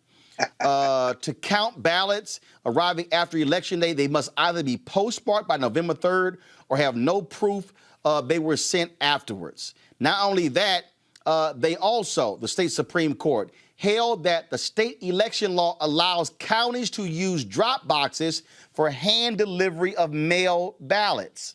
They also denied Donald Trump's request to allow poll workers to work in other counties other than the ones where they are registered. They also denied a request that other people be allowed to deliver voters' ballots. And the Pennsylvania Supreme Court kicked the Green Party's presidential candidate off the ballot. That happened. Now, here's the issue. I saw a story earlier in North Carolina. They're saying that for all the ballots being returned, one of them, one out of every four for whites is being kicked out. Black people, now everybody listening, I need y'all to listen. They are targeting, if you're going to vote by mail, they are targeting your ballots. That's right. You have to follow every single law. If it says bubble it in, do not just mark a line through. No, you must literally bubble it inside the circles. I'm just saying, the reality is, Greg, you said it, you're going to vote in person. I was going to vote by absentee ballot because I'm still registered in Texas. I'm actually, early voting in Texas starts October 13th. What you going to do? I'm flying home. Wow. No, because the bottom line is, I've flown home to vote before, but this is, understand the games that they are playing, even with mail-in balloting. So we need to understand what's going down, folks. And so that's why. But Roland, they can still toss out your ballots even when you vote in person. So it's still important that no matter how you vote, that you fill out your ballot. Right. But it's harder. jurisdiction. But it's harder to toss that ballot out when you vote in person. Exactly. And that's the piece, because again, some places have touch screen, some people have, and then where you touch screen and then you scan your ballot in, and then it tells you out. So I need everybody listening why you must take your precautions and take your time and plan this properly. And so we're going to have our education segment, Education Matters, every single week. All right, y'all, real quick, y'all know what time it is. CAWP. I'm white. I got you, huh? Illegally selling water without a permit On my property. Whoa! Hey! You don't live here. I'm uncomfortable. Black woman Tiffany Johnson jogging in New York, 53rd place in Broadway in Woodside, Queens, when a white woman threw a bottle at her and yelled, "Get out of here, nigga, go back to Africa." The video was captured by a bystander. Oh, shit. Did you get that? Hold on, I think I did.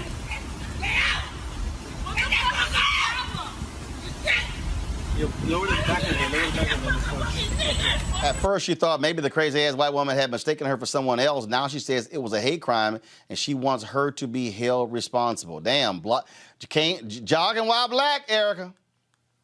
Now, let me tell you something. It is the blood of Jesus, the power of God, and the presence of the Holy Spirit. Because, number one, I heard glass.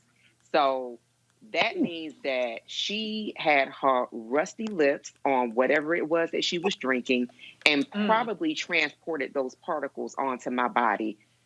90, 60, 100, these hands. That is completely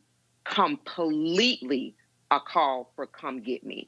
So the high road that she took, God bless her for that. But we are in a time and a place in this country where folks have been given the cue to do what you please to these people. I'll protect you. He said that, the son of a Klansman said that at a rally when he was then candidate. Do whatever you like to these people. I'll take care of your lawyers. They're following the orders of their false God. And I'm saying, I want to see the footage of people giving hands back, laying these people down so that there will be less of these videos. Reese? Let me tell you what, mistaken identity or not, she got the right one if she come across somebody like me, because I'm beating her whole ass on that street. That broken glass is going to be all up and through your body, because that is just complete. That is like beyond a lot of the stuff that we talked about on the show. That was glass being thrown at a black woman jogging, and God bless her, but she needed to beat the hell out of that woman. Okay, we don't turn the cameras off. Don't call the police. I'm gonna handle this right here, right now, and she gonna know to never, ever, ever do anything like that ever again. That's how you handle that situation. Greg? No, listen. I already know if that bottle had come anywhere near Reese or Erica, what would have happened? They would have captured the whole ass beating on camera. I'm just trying to figure out, does it say, Roland, whether they're in Staten Island somewhere? Because clearly they ain't Harlem. No, they were in Queens. They were in Queens. Oh, Queens. Depending on what part of Queens is the most diverse neighborhood, borough in the country. So, I mean, I wonder even what part of Queens. But, broken glass. I mean, broken glass. When you say broken glass, immediately I thought, look, we just said Goebbels in 1933. 1938, they had Kristallnacht. That's when these rogue-ass Germans, just regular folk, go out and smash all the windows of the Jewish businesses and the Jewish houses. Why? Because, as Erica just said, they have been given the signal. It's okay. And so go on out there and do whatever the hell you want. That white woman, as much as I would love to see that ass whipping from either one of our sisters, the simple fact of the matter is that white woman is representing every white person in this country right now who thinks they can go into a confrontation and win one. But they're increasingly getting the right ones. But my God, brother, that's just... Now, y'all want to see Stuck on Stupid? Look at these dumbasses in Florida at Target. Are you fucking serious? Get security over here! Stop recording her, now. Security! Stop fucking recording her. from fucking Washington. We don't have COVID. You just came at me. You just rushed me. Can you get she just rushed at me and she's recording me. Can you get her away from me? That against the law. It is Get too. away from me. Stop fucking recording me. I'll break that goddamn I got that one on. Get the fuck away from me. Stop recording us. I was in this aisle. Okay, we're getting food. We're trying to leave. Go that way. You called us a bitch and everything else. Go that way, cunt. Coming back here. And now she's recording me. We're trying to fucking leave. Recording me. Stop recording us. Stop recording me. It's against the law. Tell her to Stop fucking goddamn recording my wife. It's against the law. I have a DVI. She has a DVI. It's against the fucking goddamn law. I was a female with the ring. Go that way. Stop recording us. It's against the fucking goddamn law. Stop fucking goddamn recording me. Get the fuck away from me. Where? Go that way. Go that way. Go that way. Go that way. Ma'am, go that way. Can I have a I'll knock you the fuck out if you touch me. Beef. Can she go away? Can you get her to leave us alone? Get her to leave, please. No, get her to leave. She This one's in orange. She will not leave me alone. She keeps coming next to me. I'll fuck her up. I will punch her up.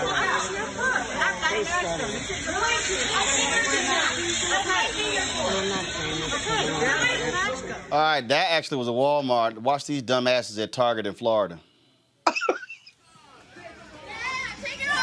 Fucking idiot. Take off your mask. Take it off.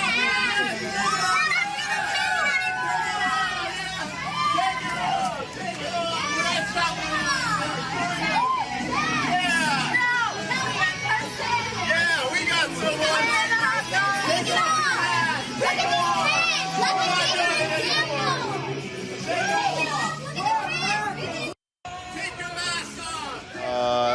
The other day, though, after this video came out, my wife went to a Target in Virginia, and she sent me this particular photo here. They ain't playing with y'all. Due to emergency order, you must wear a face covering to enter this store. I'm telling you right now, this is where if folk want to act a fool, not wear a mask, fine, you take them down right there in the parking lot. I don't want to witness the spectacle in person of a bunch of white degenerates who don't want to wear masks spreading their droplets, respiratory droplets, in my space. I'll watch it on the internet. If I see any foolishness like that, I'm walking the hell away. I'm not confronting people. Unless you comment to me, then you do your crazy white people stuff over there, because it's too much disease going out here to be even interacting with these crazy people. It's idiotic that, I mean, this is the reason why we cannot move beyond, because you have these people who all of a sudden, Erica's like, oh my God, my freedoms.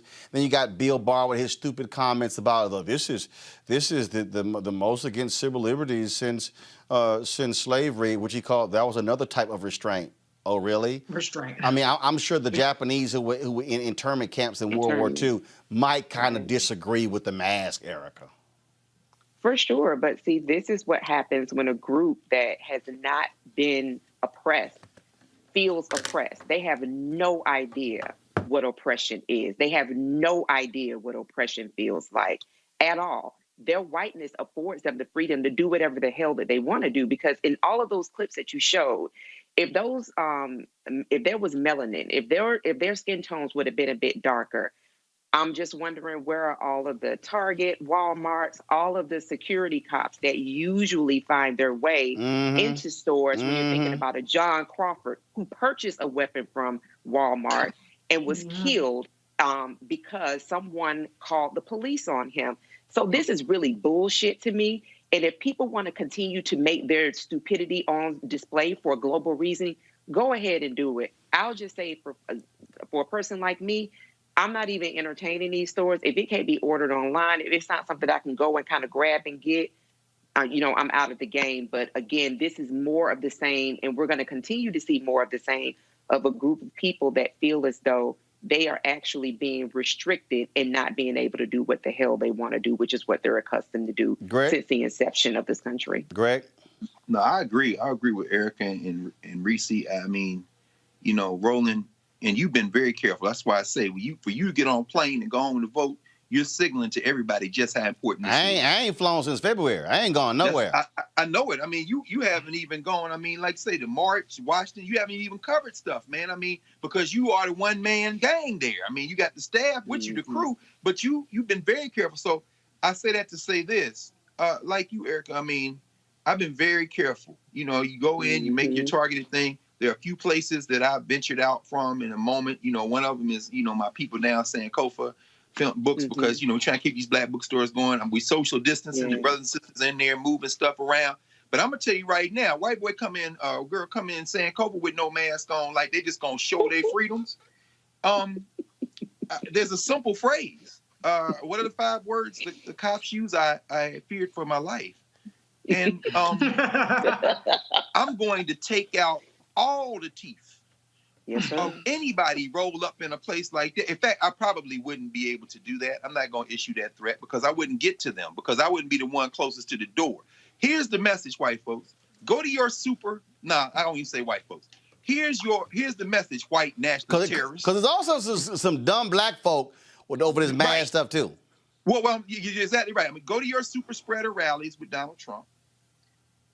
Please yell as loud as you can, because when Donald Trump was asked yesterday about that, he says, "Oh, there's no problem. I'm far away from them." Thinking about himself. See, can you close the gap a little bit? And you know, get out there and spit and cheer and sing Dixie. Do it all. Don't wear no mask. And then maybe this thing can be settled by nature. Well, I'm just gonna go ahead and say this here. To close this out, if you roll up that way on me, I'm gonna start singing Theodis Ealey's "Stand Up in It," but that ain't gonna be the meaning. Oh, Roland, you're wrong for that, brother. They don't know that reference, brother. Roland, I can't believe you pulled that song out. I'm gonna stand up in it, but it ain't gonna be what that song talking about. Unfiltered. I'm just letting y'all know. All that. I'm just letting you roll that way up on my wife or my nieces. Okay, just letting y'all know. Just letting y'all know. We got some folks who support our fan club. Hey, Roland, thank you for speaking truth to power. I haven't been a viewer for long, but I've learned so very much from your show. Please keep up the good work, and thank you for all you do to enlighten our minds and our hearts. That was unsigned, but I appreciate that. Encloses my membership fee to join RMU fan club. It took a minute, but it finally got started. Almost met you years ago when Hill Harper was in town and you came to the bookstore where he was signing books and sharing insights. I so admire what you're doing for our community. Best is yet to come. Beverly Singleton, I appreciate it. Y'all be sending notes on anything. This is like a Franklin Covey planner. Dear Uncle Roro, I never write to any programs, but I am compelled to drop you a note. My sister is an avid fan of your show. Now a new member of your fan club. Your show is always on. She repeats shows to make sure she doesn't miss anything. We are both over 60, so getting black news is so relevant and important. We tell folks all the time to tune in. We got to keep this going. Real dialogue, real info. Too much cussing for me, though, but I love the show. Well, shit, you know how we do. I'm messing with you. I'm sorry. So that's Thursday night. That's Cindy Harrison Odom. The sister of Tony Harrison. She was so happy her note was read on air. Y'all see how y'all do? Her sister sent a note, so she sent one. Okay, all right. So you want to keep up the good work. It is much appreciated. Please fix your tech problems on YouTube and Facebook. That was on them. That wasn't us. Good luck and God bless Nancy Carter. Too late. P.S. Don't say my name. Okay, I ain't say your name, Nancy Carter. Let's see here. You send a note, it's gonna get read. You can't put that at the bottom. You should put it at the top. Right. Don't say my name at the top, because I'm gonna read it. Let's see. Roland Martin, love the show. Keep up the good work. Truth to power all the way. We as black people have had it hard all of our lives, and it's time for us to put our hands together and push forward. United we stand, divided we fall. So let's ride this thing until the wheels fall off. Holla, the truth is the light of our solution. That was unsigned, so I appreciate it. Somebody wrote a dissertation. Lord, okay, I'm gonna have to read that another day. I need a short note. Dear sir, I'm sending this money for support Hope it helps. That's it. Preston Allen. Preston, I appreciate it. We, the daughter and I, Cynthia A. Flower, would like to become supporters of New Vision, and we're looking forward to assist in any way we can. Sincerely, I cannot read your name, but it says something McElroy Flowers Senior. Thank you. So I appreciate it. All right, thanks a bunch. Let's see here. This is Barry Howard. I just want to thank you for the platform of your show. I can't reach out right now. Regarding Black Lives Matter, this show is greatly needed for our black folks. Information on what's happening with the nation. Please stay true to our people. And here's my contribution on keeping us informed. I appreciate Roland Martin Unfiltered very much. So those are some of the notes. I got a whole bunch of others, y'all, here from people who sent notes in. I mean, so Kimberly Cargill, she sent a, she said, "You're awesome." And inside say, "That is all." So she kept it real short. She kept it short and sweet. And last one, this is from Cheryl. Thank you so very much for your program. The people need this very important information. Stay strong. Cheryl, thanks a bunch for your call. Y'all want to join our Bring the Funk fan club? Go to Cash App, $RM Unfiltered, PayPal.me/R Martin Unfiltered, Venmo.com/RM Unfiltered. You can send a money order to New Vision Media, NU Vision Media, Inc., 1625 K Street Northwest, Suite 400, Washington, D.C., 2006. We're approaching 13,000 members of our fan club. Our goal is to get 20,000 by the end of the year, contributing at least $50 each. $4.19 a month, 13 cents a day. That's why it matters. Why is it important? Go back to the full panel. The reason this is important, folks, your dollars make this show possible, make it allow us to do what we do. Remember, the debates are taking place this month in October. We're going to be doing live debate coverage right here on Roland Martin Unfiltered. Y'all can ignore CNN, MSNBC, Fox News, and other networks. If y'all looking for the real breakdown of these debates, y'all can watch it right here. Tell a friend, subscribe to our YouTube channel. It's about helping us. Watch the videos there. Also, later tonight, you're going to be able to see the rebroadcast earlier today. Another reason why we created the platform, the largest committee for civil rights under law. We live streamed their virtual gala where they honored Nicole Hannah-Jones, Ben Crump. They honored also Congresswoman Karen Bass, Atlanta Mayor Keisha Lance Bottoms, and others.